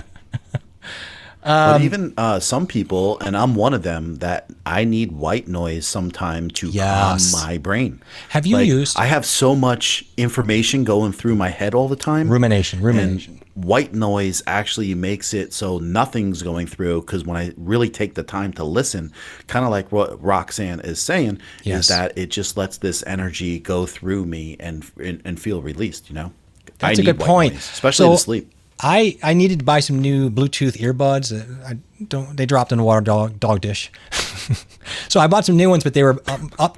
They did. They literally got dropped in the water dog dish. It was like, I dropped them off the counter. I'm looking at them like, oh, okay, that's fun. New ones are. So I ordered some new ones, and I was glad because these new ones are just better, of course. But you just do that little touch thing, and it's that noise canceling. And I was really like, this will never work. Yes.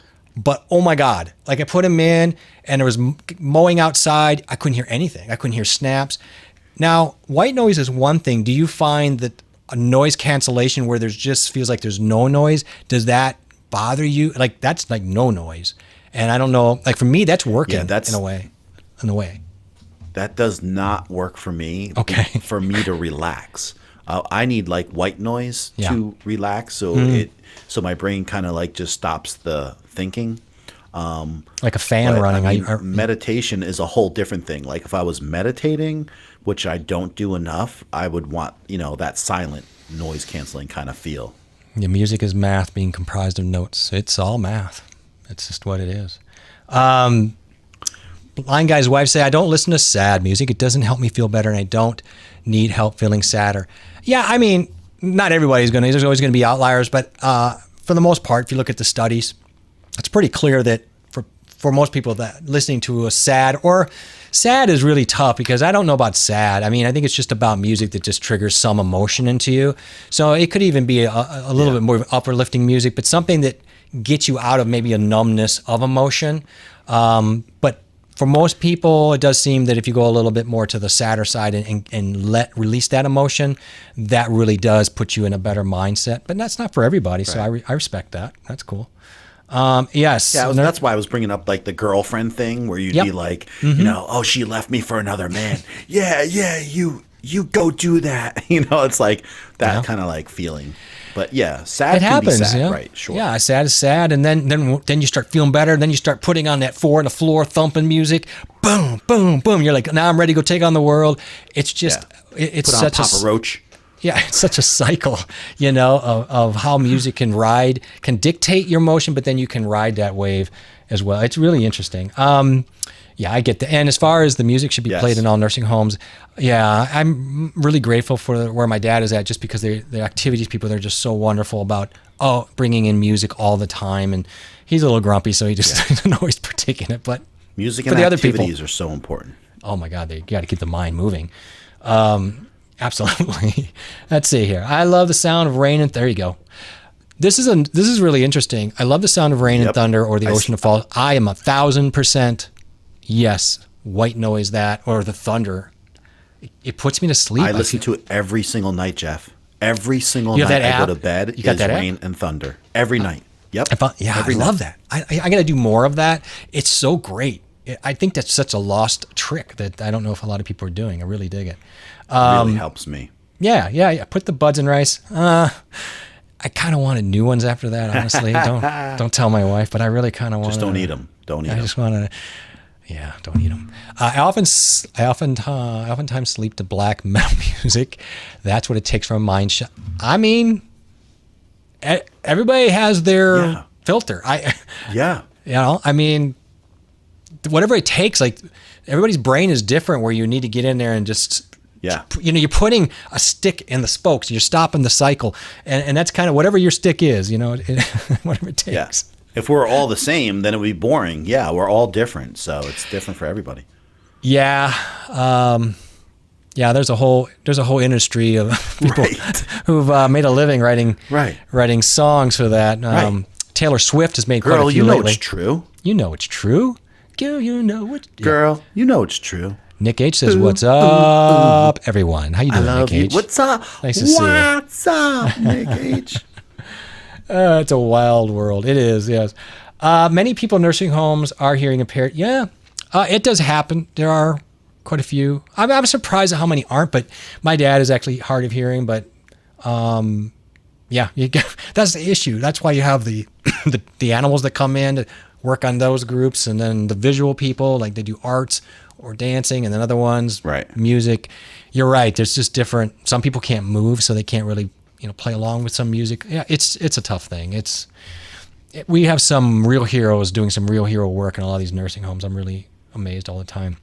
Nick wants to know what the app is called, which one you're using. Yeah, I was trying to look it up. It doesn't say. Like, it was a free app, and it was just, I put in like rain noises, and all it says is rain sounds. That's what it's called. It's on my phone. It says rain sounds. I'm going to throw one more up before we head out of here tonight. Yeah. And music scores. I don't, it's a little outside the box, but it got me thinking about how many movies I've watched where the music is so good, it's pronounced, that if you took that music out of there, I don't think I would like the movie at all. Or it affected me. I don't know if you can think of any movies that affected you one way or the other. Some where the music just tears you apart. Some just, you hear the music and it takes you back. Star Wars is a great one. Darth Vader just evokes, for example, my childhood. Yeah. Every time I hear that, I'm like, dun, dun, dun, dun. Just taken back, right? I remember like Chariots of Fire was huge. Great call. With, the great call. That was huge at the time for a soundtrack. Yeah. And if you want to go the other way, it could be like, could you imagine any of like Rocky 1 and 2 without those songs? Even Rocky 3? Like, those things were, the music was huge. No. I mean, a couple that I thought of off the top of my head, like Braveheart. That score in Braveheart is absolutely incredible. No way I'd watch the movie without that score. Even little ones like, what they did with Harry Potter, for people who were really into Harry Potter, that score was really magical the way they did it, pardon my pun. I think that they really evoked a spirit. But then you have movies that, man, the music just tugs at you. But yeah, Braveheart was one that got me. You talking about Chariots of Fire, that was incredible. But you can go way back. Could you imagine Forrest Gump without all the songs? Oh, with the whole montage of everything.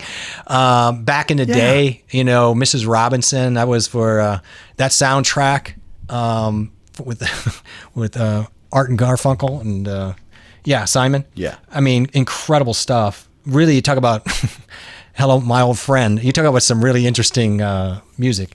What is this saying here? Yeah, I mean, I grew up watching the Monkees, and they had the TV show, and they would have the music and the TV show, and it was great. Oh, that's true, right? Remember the Monkees? Oh, I love the Monkees. Hey, I love that. Every day we'd sit down on a UHF channel. They'd come on after school, and we'd watch them, and I the great music, loved the whole deal. And then they started touring around, and then they did their thing later in the 80s. It is true that people start losing as they get older. That hurts, and that's why they play that weird Hertz in front of like 7-Elevens that only kids can hear to try to get them away from loitering. That's a real deal. Inception does have a great score. That's really true. I saw Vinny was talking about Vanilla Sky. It's been a long time since I've seen Vanilla Sky, but I remember that soundtrack being pretty outrageous too. I don't think I've seen that. You haven't seen Vanilla Sky? That's a good one. I don't think so. The truth of it is, Rodrigo, I'm terrible at sleeping while traveling. I do like to watch train dash cam ride along footage. I need something because my mind hears or feels everything when I travel, which is not great for 2 months straight. So I needed either certain music, like he's talking about, or white noise, or something to watch that's droning, like Bob Ross. Throw him up there for an hour and see if he could put me to sleep. Absolutely. Oh, God. You remember that deal? Space 1999 was an awesome TV show, and soundtrack was awesome. It's been a long time. I don't remember the soundtrack on that. Battlestar Galactica in the 70s had a fun little intro. I remember that. Zan, finally done with my client. How are you done? Did you paint them, or what did you do? Had to come by and say hi to the best dynamic duo. Well, we're only one dynamic tonight, and we're a condenser on the other side. So he's half dynamic. What's going on, Zan? Thank you, Zan. Yeah, we got a little purple framing going on. I think you may be talking about my background. Yeah, I purple framed this thing up a little bit today. No, your frame, your overlay. Yeah, I think that's what I meant background. I said overlay. Yeah, thank you. I like this overlay. I'm playing around with stuff. I love it. Thank you. I appreciate that. The original Battlestar Galactica, yes. I love that. I love that intro of that song. It was a great one. We went to TV shows the other night talking about how great the TV shows were, but movies were just... Star Wars was big to me, but even like... You remember the soundtrack? There was... I don't know if it was a soundtrack, but... Mork from Ork was a good one. Yeah. Oh my God, that's taking me back. Mork and Mindy. Mork and Mindy. Mork from Ork. Yeah, Rick and Mindy. Barney Miller was a weird one with the trombones. I was really young, but I remember that one. Mary Tyler Moore had Fish was always unhappy. Fish was you. Yeah, you were Fish in the. He's the donkey of the crew. He was totally the donkey all the time. I always remember that. My dad would always laugh at Fish. He's Eeyore. We call him Eeyore. He's Eeyore. Fish is Eeyore. Abe Gabor or something like that was his name. Abe Bagoda. Gabor. Yep. That was terrible. Yeah, the Monkees. I didn't watch them on Saturday afternoons. I don't remember them. Dark Shadows never interested me. Oh, I did. I don't know. I was always a little too spooked to get into it. That wasn't my thing. It was so weird and dark. And so listen to Rain. No Crickets. No, the Crickets annoy me too. I'm not really into it. Yes, back to dinner. The triangle has been rung. We will enjoy. I appreciate you stopping and saying hi to you. Thank you so much for doing that. Thanks, Zan. Yeah, we're going to actually. Nice seeing you, bro. It is. We're going to end in a minute anyway. I'm trying. There was another one like E.T. It's another score, for example, that really, I hear that score and I'm immediately taken back to the movie theater. I love that. Odd Couple theme. That was. Oh, yeah. Oh, yeah. Yep, absolutely. The Jetsons and the Jeffersons, all great. All great. TV show, sure, yeah. Talking about Purple Rain. That was a great score, Purple Rain. That was a different one. I was actually doing a symphony run that summer in, 84? Or was that 85? 84, when Purple Rain came out. There was no Prince. This was a time when they were putting all the new music out in summers. Pretty sure maybe 83. No, it was 84. Pretty sure it was 84. Someone will collect us. But I remember coming back from Europe. I spent all summer there. I come back, and I heard this Purple Rain song. It was so different. Didn't know who the cat was. Fell in love with him. And yes, that Purple Rain score, killer. E.T. Go Home. What about Happy Days? Yeah. 1 o'clock, 2 84, o'clock. You're right. Well, yeah. See? All my memories are based on music and what year it came out. That's the only way I can remember anything. It's terrible. Thank you guys for checking. Oh, the Cheers theme. We got off movies and the TV, but it's so true. Oh, sure.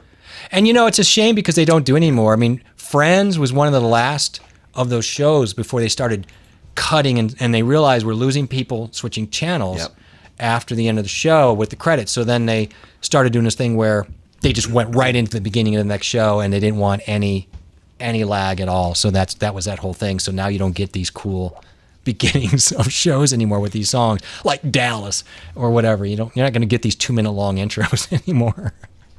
That's crazy. I'll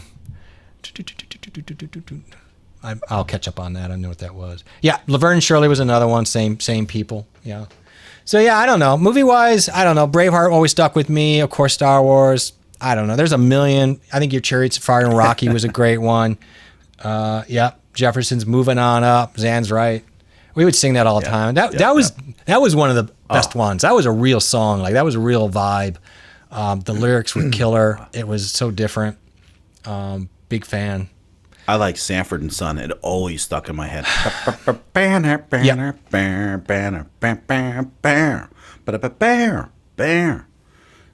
Always remember that tune.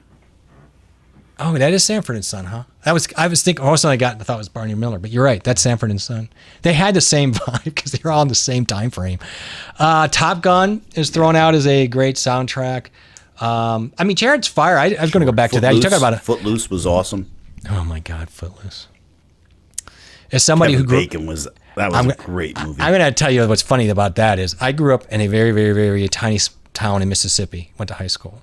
They had like 15,000 people, and they're all related. And it was a dry county, and they didn't serve alcohol on Wednesdays and Sundays, and you weren't allowed to dance on Sundays. So I'm just getting to a point that by the time I saw Flashdance, I was like, I don't get the joke. This seems like a bit more of a documentary than an actual movie that we're supposed to enjoy. It was so funny. Flashdance was absolutely great. It's funny that I would have thought they would have made a Flashdance update. I'm surprised they didn't, honestly. She's in a wheelchair. What? She's in a wheelchair. That was like so many years ago, bro. It's like, I wouldn't. Perhaps I would use a new actor in that one. You'd have to. You're just killing me, man. Yeah, Gladiator, anything. Nobody puts Baby in the corner. It's true. Quincy Jones did Sanford & Son music. I don't know why I'm shocked at that. Oh, I didn't know that. That's really interesting. Wow. It is true, darling. That's cool. It helps remember people. Remember Psalms, yes. And the Bible was meant to be sung. Yeah, absolutely. Helps. Music is like that mantra. It's like A is for America and B is for Bolivia. That kind of thing where we do, wrote songs to remember things for test. It's absolutely, yeah. We actually were talking about that. Any Rocky theme, absolutely. Yep. Yeah, for me, that's big. Yeah, I was just trying to. I wish I could pull off my hat and literally pull it off and remember. There's so many movies that came through that really gut-wrenched me.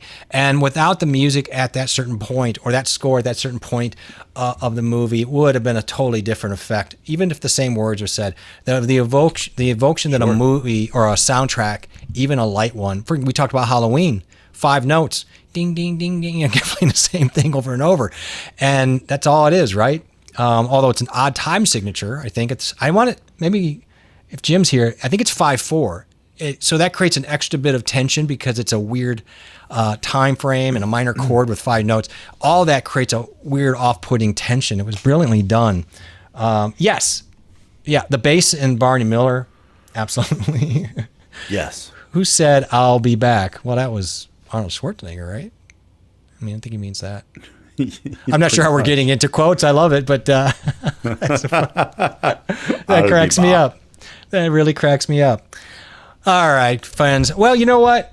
We went a little longer than I was even going to go tonight, but I appreciate you guys letting me kind of go off on a tangent here and talk about different things. Yeah, okay, I'll humor you. Maybe John knows. The 5 best-selling movie soundtracks. I don't know the answer to this. Sound of Music. I don't think so. I think it's too old. You don't think so? I don't know. Just with blockbusters. I want to say anything with John Williams. Like Star Trek was huge even in the 80s. The 8-track tapes and all that with that. I don't know. Grease. Oh, Grease is a great one. Yeah, Grease would have to be a good one. That is a hard one. I would think so. Yeah, Grease is a good one. Not Grease 2. Terrible. Is Forrest Gump up there? Should be. Hey, Roxanne, have we hit any of them? Like, if we hit one, can you let us know? I think we had Forrest Gump, Star Wars. I'm going to throw that out there. I don't know that Chariots of Fire would have been big enough. When you start getting into... No. You're going to have like a montage of great music. Like even things like St. Elmo's Fire had its soundtrack, which at the time people liked and it was pretty Rocky. Good. Here you go. Oh, this is interesting. Oh, I got Forrest Gump. Forrest Gump's huge. Dirty Dancing. Bodyguard. Come on. Wow, that was a great movie. That song was massive, though. Saturday Night Fever. I can't believe Grease is not on there. It had to be at some time, but the staying power of the Bodyguard and Saturday Night Live is incredible. Purple Rain does not shock me at all. Forrest Gump had to be there. Dirty Dancing. Yeah, I guess these just make sense. You're going to need more than just a quick. We love Darth Vader, but the truth of it is that soundtrack is not something you're just going to sit and listen to. These all have more than one song, really, but The Bodyguard just had one that was an absolute bull runner. That was a great movie. Yeah, it really was. And then I love that movie. That was a great movie. Yeah. 14 viewers fiercely Googling this answer. Yeah. Probably on the phone, too, which is not easy. You got to use that voice thing if you're going to do it. Yeah, I can't believe Titanic is not on there, but I guess it's just like 1 or 2 songs. Yeah, I can't believe Grease wasn't on there. Grease was huge. Top Gun really does have some cool tunes. I was thinking that too. That's like Frozen and some of these. I'm really shocked that some of these don't make the cut, but maybe because they're kids and you have to really I don't know. That's really interesting. Well, 5-year-olds aren't buying soundtracks though. It's going to be teenage driven, angst normally. Yeah. Like Dirty Dancing would be good. Even the Bodyguard, Here's a more of the list. Titanic 6, Lion King 7. Oh, I love Lion King. Footloose does make it. Top Gun makes it. You guys are there. Footloose is on there. Okay. Old Brother We're Out There, which is, by the way, a fantastic, quirky movie. I didn't realize that thing is pulling up at number 10. And Grease pulled in at 11. Grease came in at 11. Well, it was probably in the top 10 forever. Thank you for that list. That really is great to know. That was cool. Hey, Jim, thank you so much for coming in. You obviously have a great sense of what's going on out here audio-wise. And so if you come back, please do that. Bring some of your intense knowledge. And you were fun. Thank you so much. It's great to meet you. Nice meeting you, Jim. Yeah, right into the danger zone. I haven't listened to the Titanic soundtrack. That's Kenny Loggins. Kenny Loggins. Yeah, he was huge back then, too. Oh, he was everywhere. He did the Footloose. He did the Top Gun. He was like managing all the top soundtracks for a little bit. He also did I'm All Right. He did Caddyshack in 79, 80. Yep. So this guy had a run in 5 years, it seems unparalleled almost. It's insane. He was like big time. Yeah, well, then you're really into hobbies, my friend, because that's quite a hobby. But you know what? You're a good guy. I really enjoyed having you. Thank you so much for stopping and saying hi, and bring some of that audiophile knowledge, because that's something I'm always willing to learn on. Jim says, Cashew, I like you. We all like Cashew. She's amazing. If you don't like Cashew, there's something wrong with you. My keyboard batteries went dead. I had that happen this morning on something. You know what? We can read through it. And John and I are not exactly grammar, monitors, so don't worry about it. We don't really care. It gets the job done. Right. Don't worry about it. Thank you again. With that, John, you know what, John? Thank you for allowing me to play along in some of this area. This is fun. We kind of touched on. I like this. And I think people do enjoy finishing up like this. We did learn some things tonight. I already knew that you had a lot of speak on this, because we've talked about the Wave XLR. I think this VST3 thing is amazing. Thank you for letting me show that out, and thank you for bringing the importance of this, because it's so powerful. There's so much to be here, and maybe not everybody needs a live streaming upgrade to an XLR that's going to manage everything for them. But if you are live streaming and you want to get your hands around audio routing, let's put it this way, it's the Stream Deck for audio in a way. It's not exactly apples and apples, but the way it wrangles things and puts it at your fingertips and takes the thinking a little bit out. 6 months from now, people will be telling you about this. If you think I'm kidding, I'm not. It's like it's going to take a while for everything to settle in and what works perfect. Yeah. And then it's kind of like a lot of the things that people get their hands on. People used to say, like I was saying, the Go XLR. Like people used to say, "Is it a toy?" Like literally, I've seen it over and over where they ask these streamers, like Harris Heller, "Do you think it's a toy?" And they're like, "No, it's not a toy. This is what people that are professional streamers use." Now, Harris Heller was asked about the Wave XLR, and he said, "This is a item that professional level streamers are using," and he just said that in a live stream yesterday. And I want to emphasize, $140 or whatever it is for that Wave XLR new, a mic that you can get on eBay used for $180. You're rocking. I mean, that's rocking. Your SM7B alone is like $499 or some crazy number, and then you need a cloud lifter, yada. And I love the SM7B, but for the price of that mic alone, you have everything. You're set up to go and rock on and sound amazing, whatever mic you choose. And now with the VST just plugins. Remember, if they don't want to go that road, you can get the Wave 3 system, which is a USB mic with this software setup. And that's another option. I mean, listen, the truth of the matter is there's a lot of people who stream who use USB mics.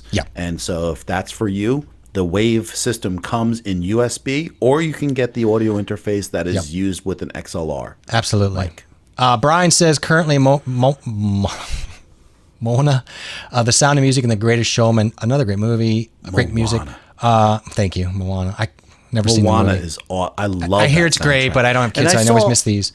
Are the top selling soundtracks of 2020? You never watched the movie though? No, I've got to watch it. It's on my list. I know. This winter I'll catch up on some of that. I like it. And I think I mentioned before, Sound of Music is important. My mom was She's passed, but she was Julie Andrews, loved everything about Julie Andrews. And about 10 years after she passed, one of the greatest thrills of my life, I got contacted to play. Now, Julie Andrews had a node on her voice that stopped her from singing about 20 years ago. And she was doing a book with her daughter, Emma, out in East Hampton, New York, and they wanted to do a soundtrack for the Thanksgiving Day parade, on NBC and all that. And I got called. I did a drum track to that with her, and that was probably the best day of my life. Musically, it was one of my best days. I've had a lot of great days outside of that, but just interesting. Again, music, thinking about how that triggered me with my mom and how much that meant to her, and of course that brought me into a space. A little sad, but yet, because she didn't see it, but, still wonderment and fun. And so, just seeing that word threw me for a second in those memories. I appreciate you letting me blow that out. And also, thank you, Roxanne. I appreciate that. People don't realize that Sound of Music is like that other movie, Jeff, like Wizard of Oz. Like people used to watch Sound of Music every year. Every year. That was the thing. My mom would sit us down. We'd watch that. Chitty Chitty Bang Bang was another one with Julie Andrews. Oh, my. Remember that? Remember Chitty Chitty Bang Bang, the flying car that made no sense? I'm like, okay, I guess we're going to watch this little clunker. I watched it with my son. But it's a great movie when you're a kid, and especially we didn't have all these great movies out there. And so you're right, they would play that once a year, like The Wizard of Oz. And it got to a point where you just anticipated that, and it became such a beautiful shared experience, which we always talk about. Sadly, we don't share those experiences as much. Why do people still like going to concerts? Yes, it does sound better usually, not all the time. But it's a shared experience that we still seek, or we watch a sporting event, and the energy. But shared experiences, and the energy. Live music is a whole different realm. So it's absolutely different. I don't have to tell you. No, it's you're. I don't want to get off on it, but I mean, it is for me, especially if people are actually playing the music live. I'm a little bummed out when they're not, because you've taken the risk factor away, and now I'm watching a Muppet show. Now, there's talent in that. It's just not talent that I care about. But you're right. When it's real and people are putting it out there, oh my, that's really fun stuff. But honestly, though, I mean, from your perspective, was Animal a good drummer or not? Okay, Animal, yes. Yeah, he had some good technique. I thought he used a little too much elbows. He's going to probably pay for that as he gets older. But the dude put everything out there every time. He was really good. In fact, the real drummer who was him is a well-known drummer. His name escapes me, but he's a fantastic drummer in the drummer world. The drummer of Animal is fantastic. He's a killer. He plays on shows. Plays on Broadway and all that stuff.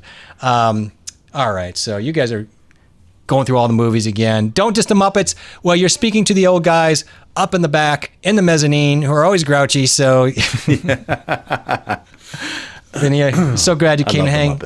You guys are amazing. Thank you so much for dropping in our stream tonight and having fun with us, learning, talking. I had a really good time tonight on many levels. John, it's been great to see you. It's been a couple days. Glad to see you're doing well after the holidays. Getting all stoked back up for the next run of the next holidays. Which will be another treat. Yeah, they're coming fast. Anything you want to drop for Thursday as far as on your stream? Got anything you want to talk about? Actually, I'm gonna attempt to get into stream elements and just show people how simple it is to do a subscriber alert.